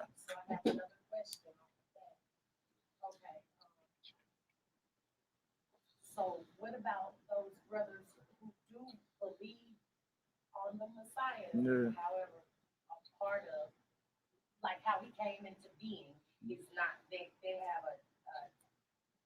to me it's a heretical point of view. Right. But to them there is a difference. They don't believe that Mary The virgin, miracle birth. Yeah. That's a topic that's very hot and controversial in Israel. Is it the same thing as enemy of the Messiah? If you don't believe in how the word states that he came about, right? Does that make you an enemy? Let me ask you something. Living in ancient Israel, who all knew that he was born? How we believe? Who knew that he was born? Yeah. Well, I suppose Herod knew that he was born because he said not born how we believe. Listen how he's asking the question. How we believe. Yeah. Meaning Christ being born of a virgin, who all on earth knew how he was born. I'm not sure of the total amount of people at that time, neither now. I don't know who all knew. What about what? So go back to the story, right? You got the angel visiting Mary. You got the angel visiting Joseph. You feel me? Of course, the Messiah himself knew. All right. Anybody outside of that know on record? Not on record. All right, so you got a whole man walking around, 30 plus years old, doing miracles and all that. Who did they say he was the son of? They said that he was Joseph's son, and I understand. All right, so I'm saying, does that belief damn you? Does that belief damn you? Does that belief stand? Does it damn you? Your question. I don't think that it damns an individual, but I'm saying us now that Yeah. there's hard evidence within the text of what it is that we Right. believe on. Right. When we look at it and it say one thing, and then we take our heart and our mind and our belief and we believe on something else. Does Right. that make us an enemy of I'm this Messiah? 'Cause I'm thinking like I'm Frida and David's daughter. If somebody don't believe that I'm David's daughter, then that means that part of who I am, they do not believe. I'm saying is that if either the belief damns you or it don't. We can't say because we 2,000 years later. Does the belief itself damn you? Yeah. I'm gonna show you in the scripture. Let's go to the scripture. Give me John chapter 1. John chapter 1 real quick. Now I understand. Look, we teach miracle, virgin birth down here. That's what it is. You feel me? That's what we read. You understand? But if someone says they believe in the Messiah, but they believe he came through Joseph because of certain prophecies in the scriptures and all that, are we to look at them as if they're enemies? That's the question, because that's what you were talking about, enemies, right? If they are the Messiah's enemies, I'm trying to separate myself from all people. I understand. Great, different, but we don't do good. Not sure about this. There's a belief in this earth that believe how we believe. The Catholic Church. Yep. Are those your brothers and sisters? We got that in common belief, but we have so many different. All right, but I'm saying, but that's a belief that we banging simply birth right now. Ooh. That part. Getting a little hot top. That part. You see what he's Go saying? ahead and call it for what it is. You see what he's saying is, listen, at this time, you have no internet, you have no cell phones, you have nothing of this type, right? The only people that was being dealt with about Christ's birth was angel going to Joseph and angel going to Mary. Then the only two involved. It was a private matter. It was that's it. It was a private matter. So when everybody walked around and said, as was supposed, or isn't this not, Jesus, Joseph's son, the son of Joseph? Christ didn't even check nobody on that matter. He didn't correct them on it, and he didn't damn them on it, because that's how the world would have thought anyway. You have something that the world never had. You got the New Testament. That world didn't have that. So he didn't go around banging who my daddy is, but he told you quite often, because you read the New Testament, that they never read. That's why we read that Luke account. I mean, it said this, they have Moses and the prophet. Let them hear them. You know what I'm saying? So you have a privilege that somebody else didn't have. So what I'm saying is the whole world at that time would have easily thought Joseph was the father. And he never checked nobody on that. And think about this. According to the scripture, what's the will of God? That we do what? Keep the commandments, right? So Matthew 12:50 says, Christ said this, but whosoever shall do the will of my Father which is in heaven, the same as my brother, sister, and mother. So those are your brothers, sisters, and mothers in Christ. Mm-hmm. If they doing the will of the Father. Matthew 12:50. Just write down 46 to 50. Yeah, that part. Mm-hmm. So let's go to John 1 real quick. Just real quick. John 1, 43, 44, and 45. All right. John chapter It's 1. all right, Joe. What's wrong, little joker? I put some wrestling mats out here, boy. We gonna get it done. In your feelings. Yeah. So yeah, the whole thing is does that belief damn you? You feel me? They may need to be brought up to speed, because a lot of it's just school of thought. But there are people in this earth that believe in a spiritual virgin birth that you would not call your brothers. Yeah. Like the Catholic Church. I said the Catholics believe Mary was a virgin. The Muslims believe it too, but they don't believe in Christ, the Son of God. That's in their Quran. They call him Jesus, the Son of Mary. But remember, he said, remember my death. You feel me? When you do the Passover, now you show the Lord's death until he returned. It wasn't even about, you understand, if we banging on it, it's about remember what he did for us, the sacrifice he laid down. You feel me? His death, his burial, his resurrection, his ascension. Soon return. And then soon return. You feel me? So that don't make these people not your brothers and sisters.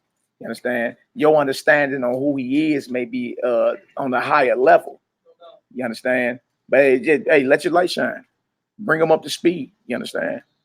That's what that's about. Bring them up to speed. If they're willing to be brought up to speed. You feel me? Look, one man plant, another man water, but the Most High gives what? The increase. He gives the increase. So no one can even see what this is unless the Most High ordained it from his throne. Damn. Get out, That's the truth. You'll never be able to see it until he say, you know what I'm saying? Let him see. And that's just what it is. All right, John 1, 43, 44, and 45. What do you say? He had something real quick. Yeah. You want me to read that? Yeah. Real talk. Yeah, read that real quick for me. All right, I got you. So we had John 1:43.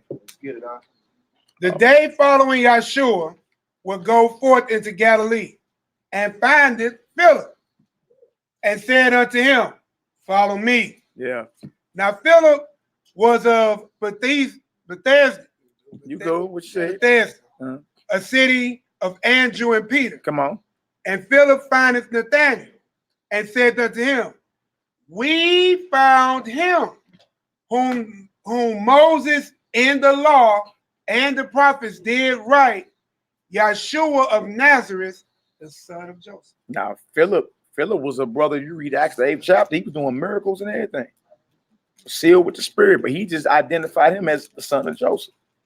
You feel me? We know better now because we got the accounts in front of us. This is what it is. And believe it or not, y'all, this is a 2,000-year-old argument. This ain't nothing new. They've been having this dialogue since the first century. The very first. You know what I'm saying? How did he come forth? You see what I'm saying? So yeah, Isaiah 52 as well. We all will see eye to eye when he gathers Zion. That's when we're going to see eye to eye. Until then, we strive to be on one accord. Right down Isaiah 28. Yeah. All right. Also, Luke 3 and 23, just real quick. Luke 3 and 23, and then let's go ahead and finish this on off. 52 and 8. That's and 23. All praise. Good questions, though. Yeah, excellent question. Excellent question. There are those in the so-called the church tomorrow that believe in the spiritual virgin birth. They did, but are sworn enemies of the Most High. They work in iniquity. No commandment people. They work in iniquity. Depart from me, ye who are workers of iniquity. Them are those that are rebels, lawless. You feel me?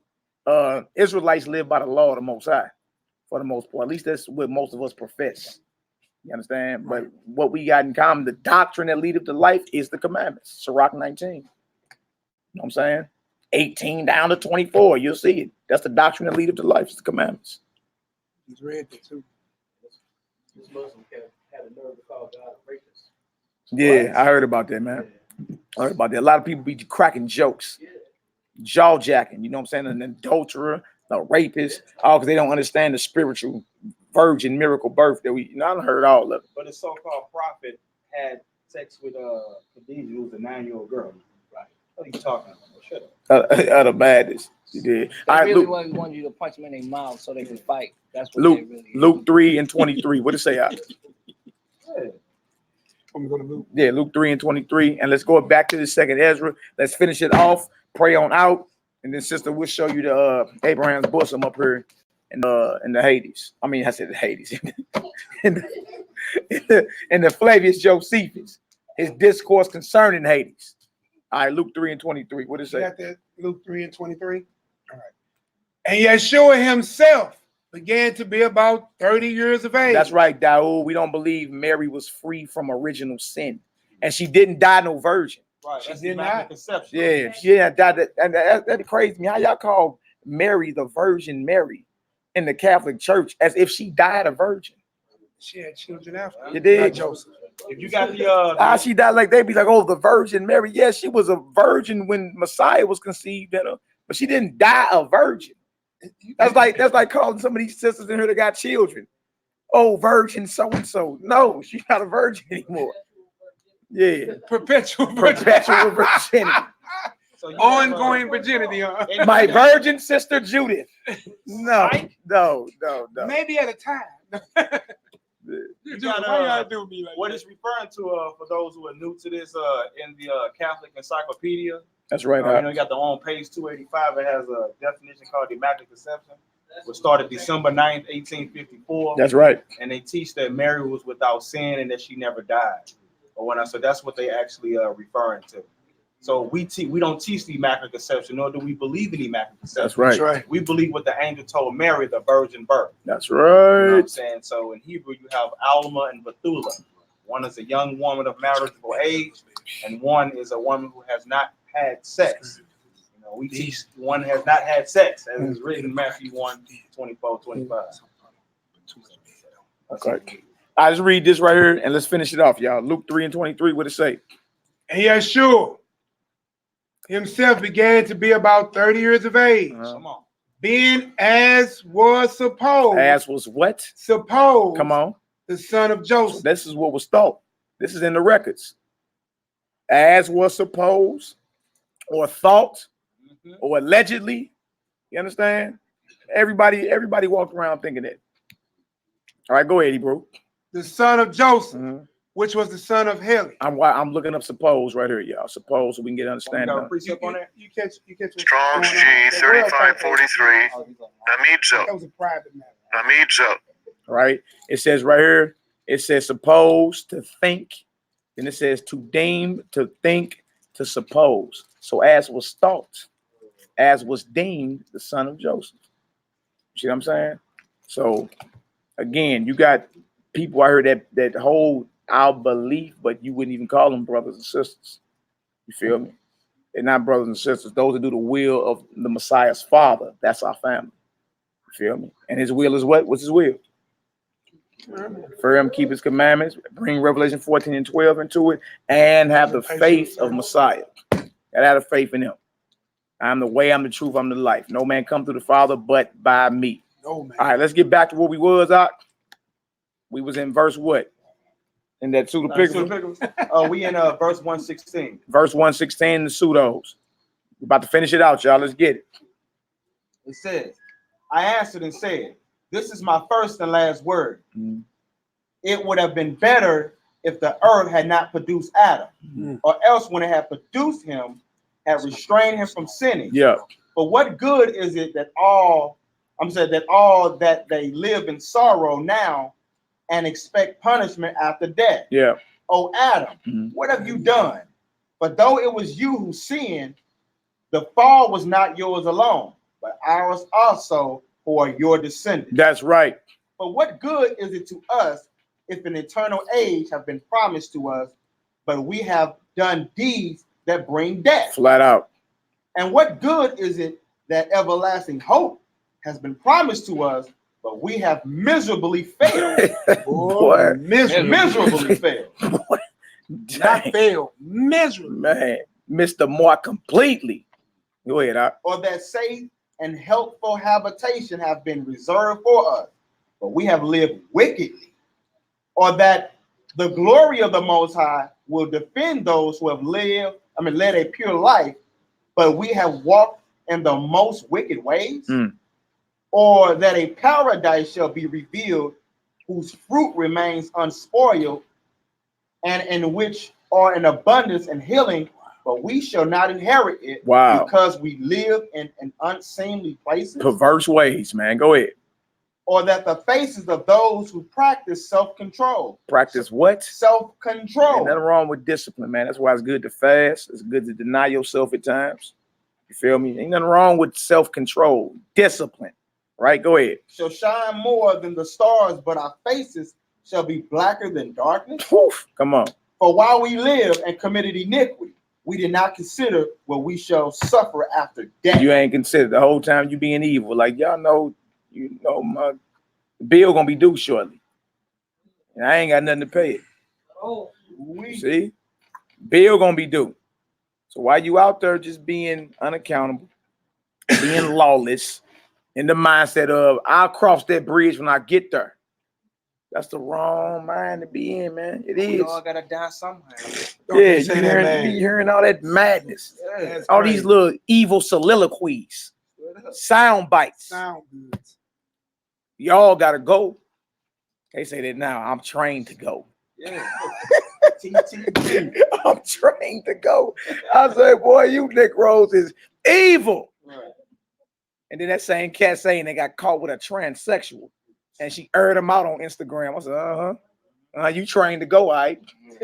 You show is. Trained to go to tranny world. Yeah, you show Tranny is. world. Your boy Young Buck, talking about I'm trained to go. Boy, little transsexual aired him out on Instagram. Oh my God, man. It was rest to go with All right, bones. if you want to keep reading, or we cool. I mean, I know you good. Cool right there? Yeah. All right, so y'all basically got the gist of what it is. If you righteous and you die, you understand, before the Messiah return, you get to rest with the righteous. It's called Abraham's bosom. You feel me? And that's until the resurrection come and you granted to make it into the Messiah's kingdom. And y'all, that's immortality. That's forever. That's what we all should be aiming for. Back to the beginning. Adam and Eve were not created to die. They only died because they went against the command of the Most High. They were made to live forever. They were made in his image to live forever. You did, because of that iniquity, we all still die. You did. If you wicked and you die, I love to be the bearer of bad news. You're not resting in peace. You're not resting in peace. You're wandering and you're being tormented until resurrection, and you're gonna be resurrected and thrown into what's called the lake of fire. You understand? All praise and glory now to the Most High. Any last words, brothers, before we talk to me? What's good? I just want to read these quick little few verses real quick. In Apocrypha chapter 9 before we close on out. This is section B, page 508. It says, "But I saw a soul which 5,000 angels punished, man, and guarded. They took it to the east and they brought it to the west. They beat it. They what? They beat it. They rubbed it. They beat it. They talk nice to it. They beat it. They long stomped this soul. 5,000 of them got jumped. Boy, man, come on. So they gave it 100 lashes. Lashes for each one daily. No, he did. What happened? What? They gave it 100 lashes for each one daily. Each one of them gave him 100 lashes apiece daily. And then I also want to add this: when you look at the text, it has little dots there because there were holes in the scroll, so they never added to it. So more than likely, it had to have been probably more than 100. There's little dots there, so we don't know what's right there. It's unbearable, man. Yeah. Who can withstand everlasting burdens, bro? You wasn't made for that. 100 plus or some 5,000 angels that administered a piece 50,000 daily.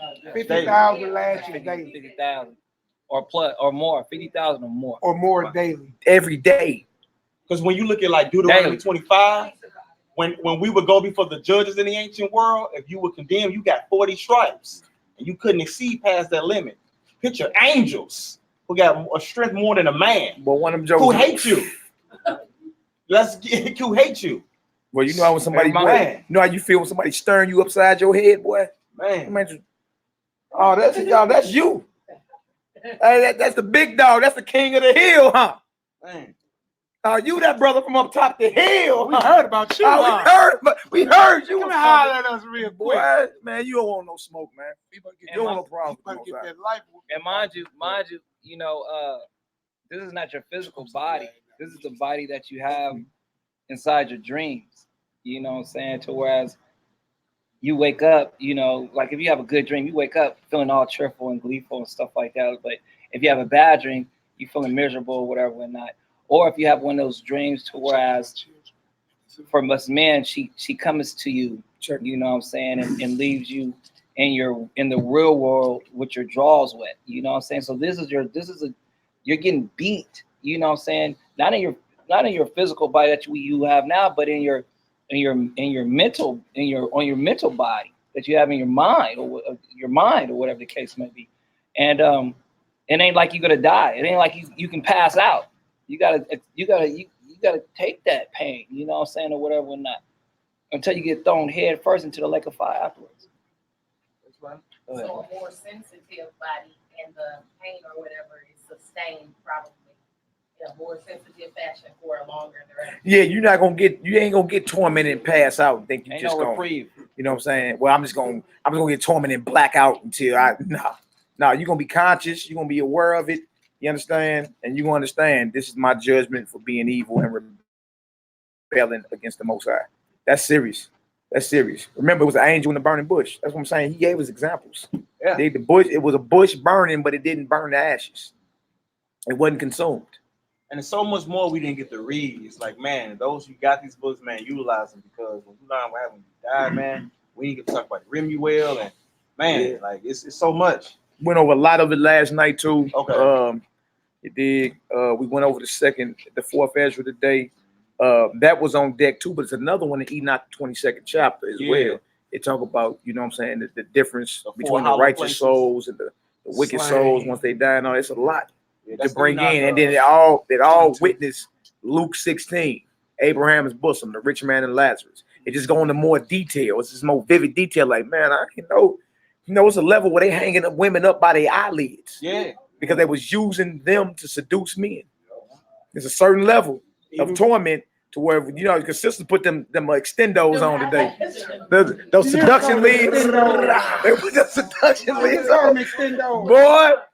But there's actually the judgment, because that art was taught by fallen angels. It's art of seduction. You see what I'm saying? So there's a level where women are actually, one of the torment is they're being hung by their eyelids. You know what I'm saying? And why? Because they use their face or their eyelids as a mean of seducing men.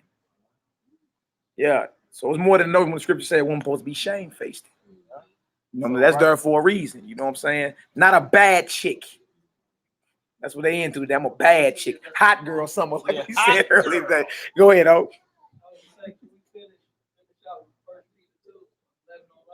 Okay. 1 Peter 2. Let's finish it on out, y'all.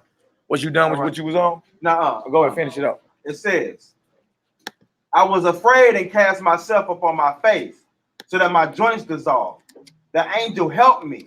He said to me, be strong, O one who will triumph and prevail, so that you will triumph over the accuser, and you will come up from Hades. So he's letting him know, look, what you seeing, don't be afraid. And notice he said that you're gonna triumph over the accuser, because when you die, there is somebody who is literally the prosecuting attorney want to see you prosecuted and want to see you. Basically, they're gonna be pleading on the behalf of you getting that worst judgment. So he's seeing this. He's like, look, don't trip off that. You're gonna beat the case.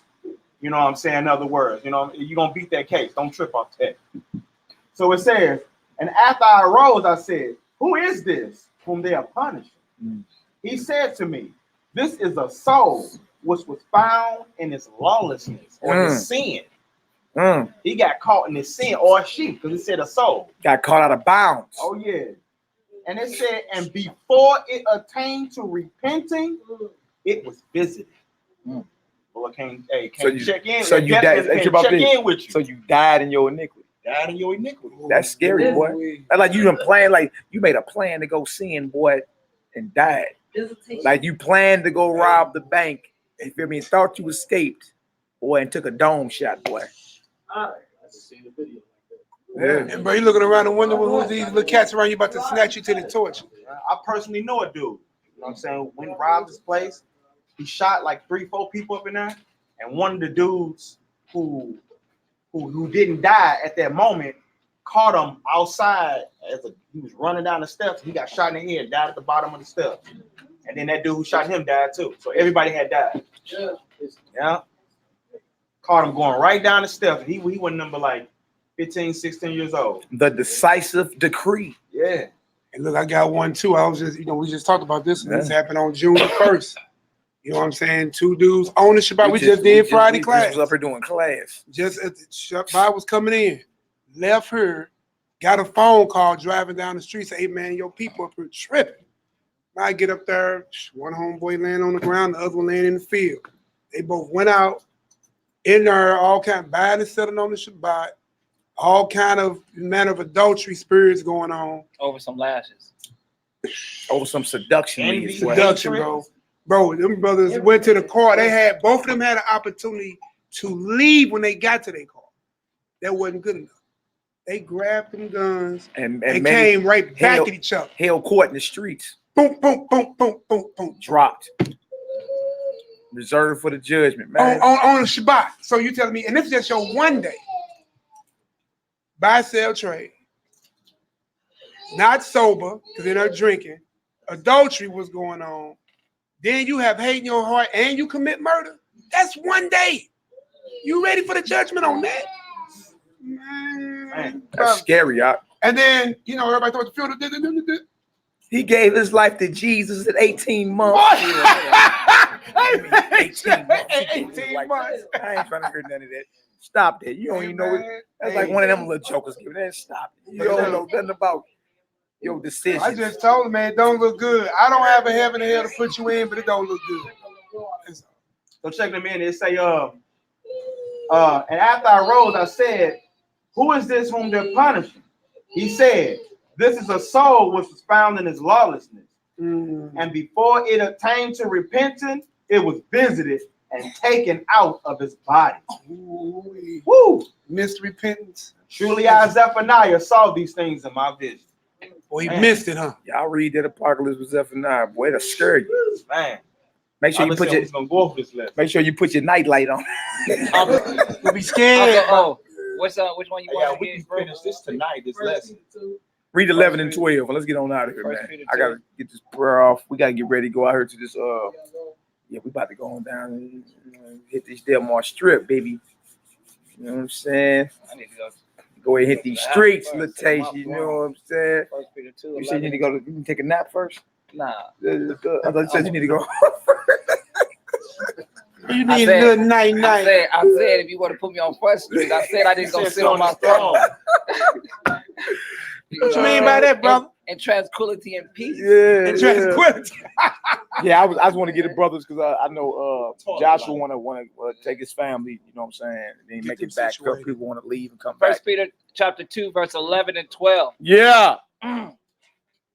Dearly beloved, I beseech you as strangers and pilgrims, abstain from fleshly lusts. Do what? Abstain from fleshly lusts. You gotta abstain from fleshly lust, man. Especially in the age of metrosexuals and ecosexuals and hypersexuals. And it's over 300 classified genders now.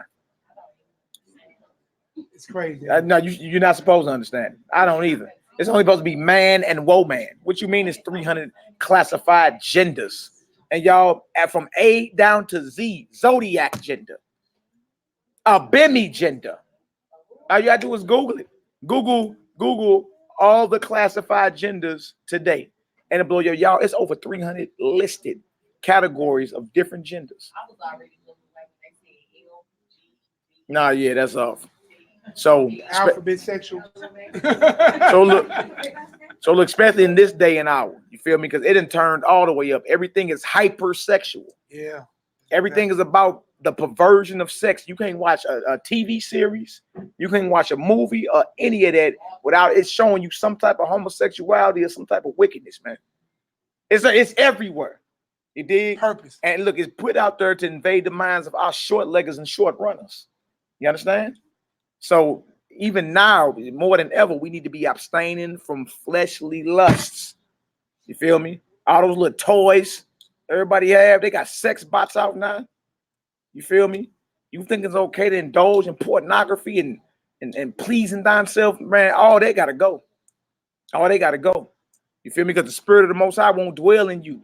You feel me? And you allowing a spirit like that to take hold of you and control you. Man, that dominates your mind. You feel me? You get into that whole porn vibrate, bro, that would dominate your mind all day. You won't even be focused on what you're supposed to be doing. How much and how many you can get. That's right. So abstain from fleshly lust, which what? Which war against the soul. You see, it ain't playing with the soul. It's warring against your soul. Them very souls, you understand, that's either going to rest in Abraham's bosom or get tore out the frame and jump by 5,000 angels. War with the soul, right? Go ahead. Having our conversation honest among the Gentiles. Right. That whereas they speak against you as evildoers, right, they may be made by your good works, which they shall behold. Glorify Yahweh in the day of Visitation. Hallelujah. Y'all know it's an article that I don't know if it's fake news or not, but it's an article about a brother, man, who just was pleasing himself 56 times in one day and had a heart attack. Yeah, that was all on you know, Facebook is sometimes is fake news. Man, but he pleased himself 56 times in one day and checked out of her. Huh? Checked out of her. That boy had a serious That's why issue, the scripture is telling you abstain from fleshly lust. Y'all in the age of erotic asphyxiation. Y'all know what that is, don't you? that was pretty good. No, erotic asphyxiation, it will Yeah, kill you. choke you out. You choke yourself while while you're pleasing yourself. You did. But that one boy, y'all remember that slow Chinese cat Choke back you in the day while used you to going. beat everybody up. Like, That white boy used to come on TV, the martial arts dude. Oh, yeah. He died like that. The little white boy that used to come on TV and do all the martial arts. You like that? He don't cut- you? Play Kung Fu. not Chuck Norris, man. He was a slow, like he moved slow, but he could whoop everybody. He was real slow when he was doing his thing. He died by erotic asphyxiation. They found him hanging in his hotel room. You feel me? With his pants down, and he was doing erotic asphyxiation. And this is what they do: they hang themselves or choke themselves out while they're pleasing themselves, and the feeling is supposed to be more intense as they release. You feel me? It just so happened. I guess the rope wasn't long enough. You check clean on about her. I need you to chill out. For real, it's called erotic asphyxiation. I guess the rope wasn't long enough. He cut the rope too short. He choked on out. Man, this ain't nothing to play with, boy. Hey man, it's a cold way to get caught dead, bro. You ain't coming to get your body out the room, bro. Your pants down, bro. Right. You choked out. So it is what it is, y'all. All right, come on, let's go ahead and pray on out. You know what I'm saying? All praises, glory, now to the Most High, the only creator and possessor of all things. Hallelujah. Forever live as the anointed, beloved Son in the hearts and minds of the faithful elect. Never born class. Shout out to all our out of town family that's in the building. You know what I'm saying? Feast of Trumpets tomorrow. Yom Teruah. Tomorrow at 5 o'clock, blowing of the trump, the day of blasting. Lift up your voice like a trumpet, spur not. All right. We about to get it done. You know, let everybody get to where they're going. Those of us that's gonna soldier on up, hit the streets, finish it off. Feast tomorrow. You know what I'm saying? Monday we doing some more feasting. It's just going down, man. Y'all know what's up, man. This is what we do. All right. How we looking? Everybody good? Yo. I mean, y'all little jokers better be roaring louder than the women, man. All right, lift y'all voice up, man. I'll be out here whispering. Y'all little jokers better be roaring, let's see. All right? All right, let's get her done. Everybody looking, we cool? Simply J, you good? Okay, all right, just making sure, sis. Just making sure. Let's get her done. Look at Sister Trina in the building. It's all good. All right, let's get her done. Abino. Shabbat Shemayim. Yikadesh. Shimka. Tabo. Malkuteka. Yeah, I say. Ratzonka. Shabbat Shemayim. Cain. Baaretz. Etlakim. Kukenu. Tain Lanu. Hayo. Uslak Lanu. All. Kataenu. Kamo. Shel Sokim. Gam. Anaknu. Lakotin. Lanu. Wa'al. Tabienu. Lide. Nisayo. Ki. Kotsenu. Min Hara. Kilaka. Hamam Laka. Wahagura. Wahadi Beret. La Omeg. Olameen. Amen. Hallelujah. Praise our Father in heaven. Holy is your name. May your kingdom come. And your will be done. In earth. As it is in heaven. Give us this day our daily bread. And forgive us our sins as we also have forgiven those who sinned against us. And lead us not into temptation, but deliver us from the evil one. For yours is the kingdom, and the power, and the glory, forever and ever. Amen. Hallelujah. Hallelujah. Praise the mighty Yah. Yod-Heh-Wah-Heh. Yahweh. Elohim. El-Elyon. Bring down your Ruach. HaKodesh. Let your power and your mind live in us forever. By Hashem. Hamashiach. Yahushua. Yod-Heh-Wah-Heh. Yahweh. Elohim. El-Elyon. Bring down your Ruach. HaKodesh. Let your power and your mind live in us forever. By Hashem. Hamashiach. Yahushua. Yod-Heh-Wah-Heh. Yahweh. Elohim. El-Elyon. Bring down your Ruach. HaKodesh. Let your power and your mind live in us forever. By Hashem. Hamashiach. Yahushua.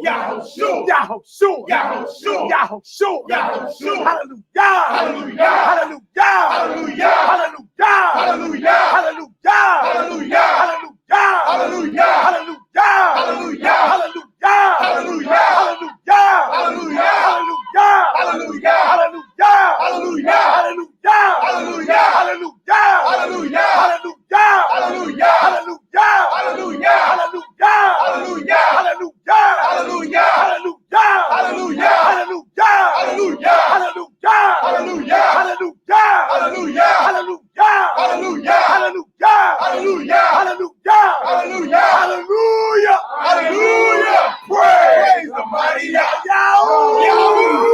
Yeah. We're gonna take that. Let's get her done. Yeah. Backflip, boss. You got that staff there, boss.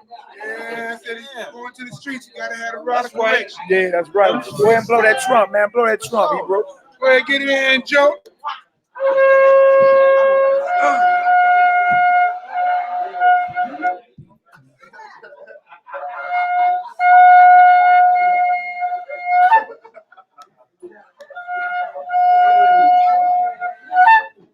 A little rusty. You're a little rusty there, boss. And let Joe come All that kiss. All right, y'all. We about to pray for us. We continue to pray for y'all. Let that charge some more. No doubt. Full thing before we go. All right, y'all. We about to know the love and peace of the Most High in your mind, desired in your heart, fulfilling in your body. Our wars with the adversary, not with each other. Shabbat shalom. Enjoy the rest of your Sabbath. Yahoo. Shalom, big bro. Going down.